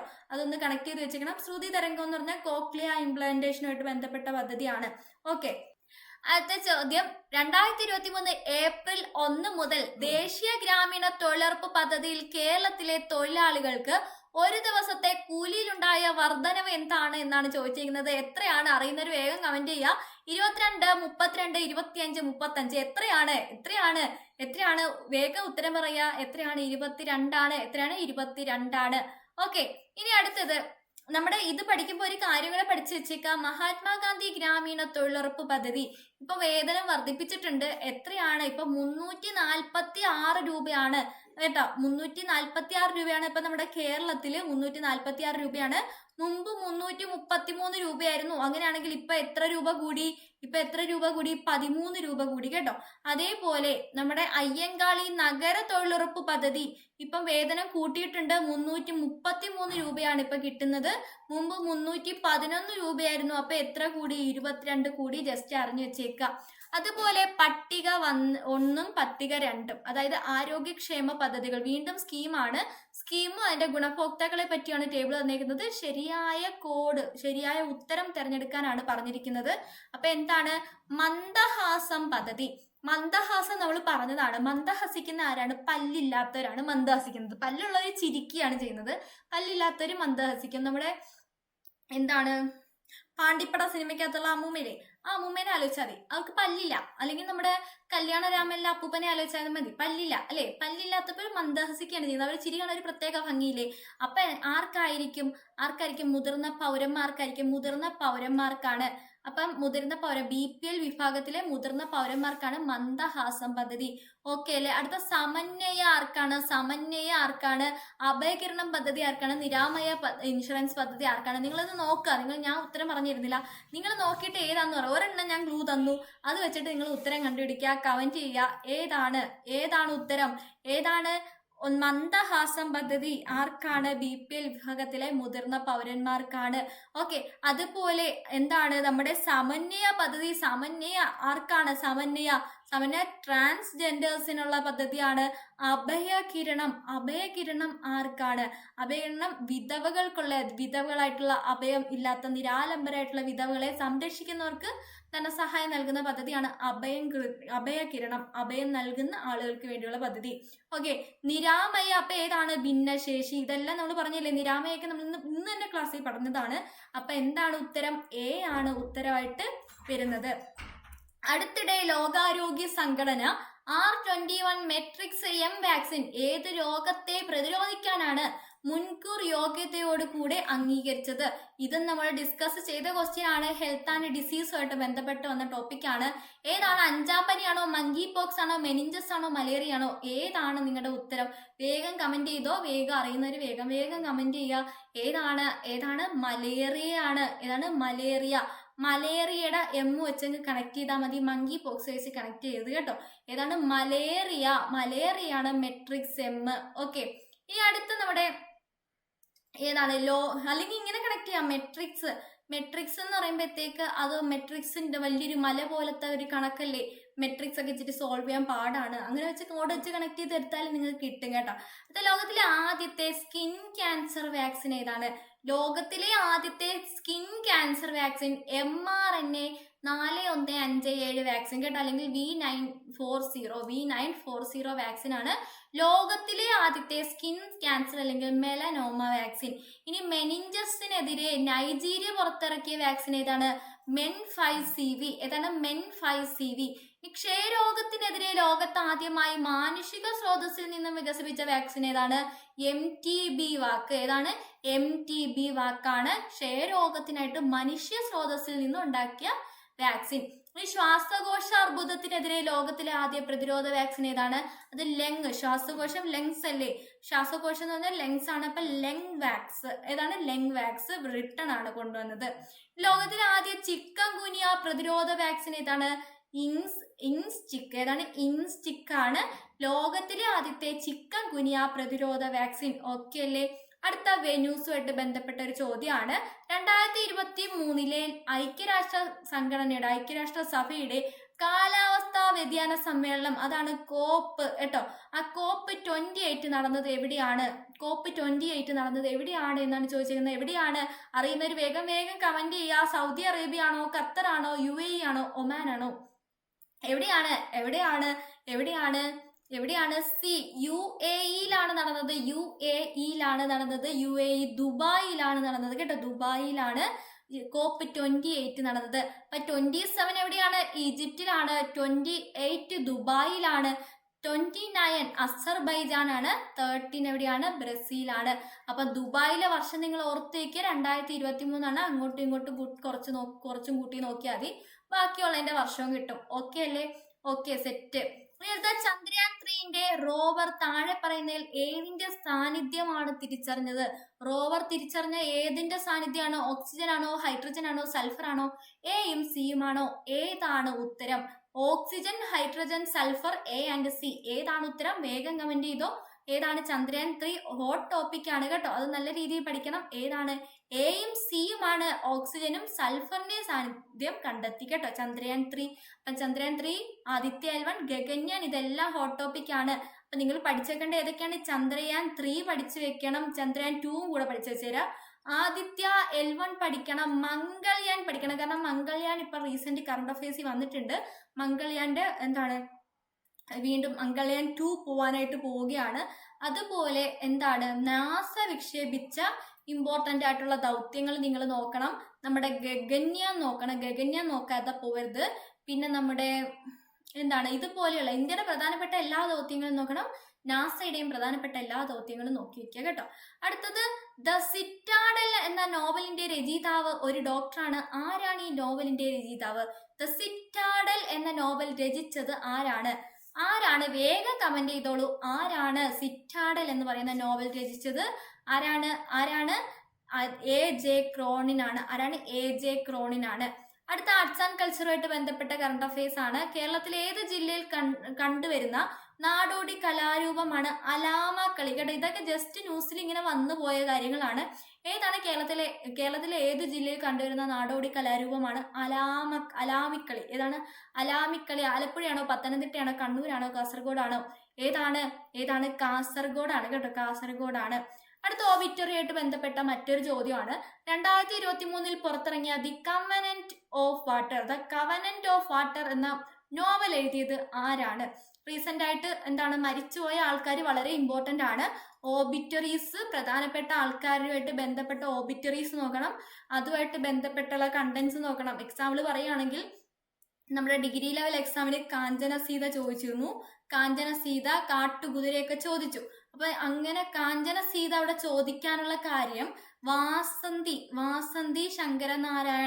വാസന്തി ശങ്കരനാരായണൻ എന്ന് പറയുന്ന വ്യക്തി 2024 ജനുവരിയിൽ അന്തരിച്ചു. ഇവര് ഈ കാഞ്ചന സീതയെയും അഗ്നിസാക്ഷിയും മലയാളത്തിൽ നിന്ന് ഇംഗ്ലീഷിലേക്ക് തർജ്ജമ ചെയ്ത വ്യക്തിയാണ് കേട്ടോ. അപ്പൊ അതുകൊണ്ടാണ് ആ ഒരു ചോദ്യം വന്നത്. പക്ഷെ ചോദിച്ച എന്താണ്? കാഞ്ചന സീതയുടെ ഈ കൃതി ഇംഗ്ലീഷിലേക്ക് തർജ്ജമ ചെയ്ത വ്യക്തിയാണ് ഇത്. പക്ഷെ അവിടെ വേണമെങ്കിൽ കാഞ്ചന സീത എഴുതിയതാരാന്ന് ചോദിക്കായിരുന്നു. അങ്ങനെയല്ല ചെയ്തത്. കാഞ്ചന സീത എടുത്ത് സിനിമയാക്കിയ വ്യക്തിയുണ്ട്. ആ സംവിധായകനെയാണ് അവിടെ ചോദിച്ചത്. അപ്പൊ അങ്ങനെ കണക്ട് ചെയ്ത് നിങ്ങൾ എല്ലാ സൈഡും പഠിക്കണം എന്നതാണ് ആ ഒരു ക്വസ്റ്റ്യന്റെ അർത്ഥം കേട്ടോ. അപ്പൊ അങ്ങനെ രീതിയിൽ പഠിക്കണം. ദ കവനന്റ് ഓഫ് വാട്ടർ എന്ന നോവൽ എഴുതിയത് ആരാണ്? ഓബിറ്ററീസ് അങ്ങനെ പഠിക്കണമെന്നാണ് ഞാൻ പറഞ്ഞത്. അപ്പൊ ഇതിന്റെ ഉത്തരം ഏതാണ്? വേഗം കമന്റ് ചെയ്തോ. ആരാണ്? എബ്രഹാം വർഗീസ് ആണ്. ആരാണ്? എബ്രഹാം വർഗീസ് ആണ്. അടുത്തത് story of A chief justice എന്ന ആത്മകഥ ആരുടേതാണ്? Story of A chief justice എന്ന ആത്മകഥ കേരള ഹൈക്കോടതി ചീഫ് ജസ്റ്റിസ് ആയിരുന്ന UL ഭട്ടിന്റെ ആണ്. റീസെന്റ് ആയിട്ട് അന്തരിച്ചു, അതുകൊണ്ടാണ് ആ ഒരു ക്വസ്റ്റ്യൻ അവിടെ വന്നത്. Story of the chief justice എന്ന ആത്മകഥ ആരുടെയാണ്? വട്ടന്റെയാണ്. വട്ടെന്ന് കണക്ട് ചെയ്ത് വെച്ചത് കേട്ടോ. അപ്പൊ എന്താണ്? UN Bhatt. Okay, UL Bhatt. അതിജീവനം എന്ന ആത്മകഥ ആരാണ്? എന്താണ്? വിശ്വാസമുള്ളവർ. വിശ്വാസം വെച്ചിട്ട് അതിജീവിക്കാൻ കുറച്ച് പാടാണ്. അപ്പൊ അതിജീവനം ആരുടെയാണ്? വിശ്വാസ് മേത്ത. നമ്മുടെ വിവരാവകാശ കമ്മീഷൻ എന്ന വിശ്വാസ് മേത്തയുടെ ആത്മകഥയാണ് അതിജീവനം കേട്ടോ. അടുത്തത് എന്താണ്? മുനി നാരായണ പ്രസാദ്, നമ്മുടെ പത്മവിഭൂഷൺ കിട്ടിയ മുനി നാരായണ പ്രസാദിന്റെ ആത്മകഥ എന്താണ്? ആത്മയനം. എന്താണ്? ആത്മായനമാണ് മുനി നാരായണ പ്രസാദിന്റെ ആത്മകഥ. അതുപോലെ പശ്ചിമഘട്ടം ഒരു പ്രണയകഥ ആരുടെ ആത്മകഥയാണ്? മാധവ് ഗാഡ്ഗിലിന്റെ ആത്മകഥയാണ്. ഇനി മനോജ് മുകുന്ദ് നരവനെ ആരാന്നൊന്നും പറഞ്ഞു തരണ്ടല്ലോ. മനോജ് മുകുന്ദ് നരവനയുടെ ആത്മകഥ എന്താണ്? 4 stars of destiny. 4 stars of destiny ആരുടെയാണ്? മനോജ് മുകുന്ദ് നരവനയുടെ ആത്മകഥയാണ്. സാഹിത്യകാരൻ സേതുവിന്റെ ആത്മകഥ എന്താണ്? അക്കങ്ങളിൽ കൊത്തിയ അക്ഷരങ്ങൾ. എന്താണ്? അക്കങ്ങളിൽ കൊത്തിയ അക്ഷരങ്ങൾ ആരുടെയാണ്? സാഹിത്യകാരൻ സേതുവിന്റെ ആത്മകഥയാണ്. ഓക്കെ അല്ലേ? അടുത്ത ചോദ്യം, കേരള സംസ്ഥാന രൂപീകരണത്തിന് ശേഷം പണി കഴിച്ച ആദ്യ സെൻട്രൽ ജയില് ഏതാണ്? കേരള സംസ്ഥാന രൂപീകരണത്തിന് ശേഷം ഉണ്ടായ സെൻട്രൽ ജയിലാണ്. കറണ്ട് അഫയേഴ്സ് ആണ് ഇതൊക്കെ കേട്ടോ. അപ്പൊ നമ്മുടെ ഇത് സ്പെഷ്യൽ ടോപ്പിക് ആയിട്ട് വന്നതാണ്. അതിനകത്ത് വന്ന കറണ്ട് അഫയേഴ്സ് ചോദ്യമാണ്. അപ്പൊ ഏതാണ്? കണ്ണൂരാണോ, തിരുവനന്തപുരമാണോ, തവനൂരാണോ, തൃശ്ശൂരാണോ? ഏതാണ് ഉത്തരം? നിങ്ങൾക്ക് അറിയുന്ന ഉത്തരം വേഗം കമന്റ് ചെയ്യുക. ഏതാണ് ഉത്തരം? C ആണ്, തവനൂരാണ് കേട്ടോ. തവനൂരാണ്. ഇത്രയും ക്വസ്റ്റ്യൻസ് ആണ് നമ്മൾ ഈ ഒരു ക്ലാസ്സിൽ ഡിസ്കസ് ചെയ്യുന്നത്. നിങ്ങൾക്ക് ഈ ക്ലാസ് ഉപകാരപ്പെട്ടു എന്ന് വിചാരിക്കുന്നു. ഉപകാരപ്പെട്ടിട്ടുണ്ടെങ്കിൽ നിങ്ങളുടെ ലൈക്ക് തരാനായിട്ട് മറക്കണ്ട. നിങ്ങളുടെ ഫീഡ്ബാക്ക് കമന്റ് ബോക്സിൽ തരാനായിട്ട് മറക്കണ്ട. അപ്പൊ അടുത്ത ക്ലാസ്സിൽ കാണാം. അതുവരെ എല്ലാവർക്കും ഗുഡ് ബൈ.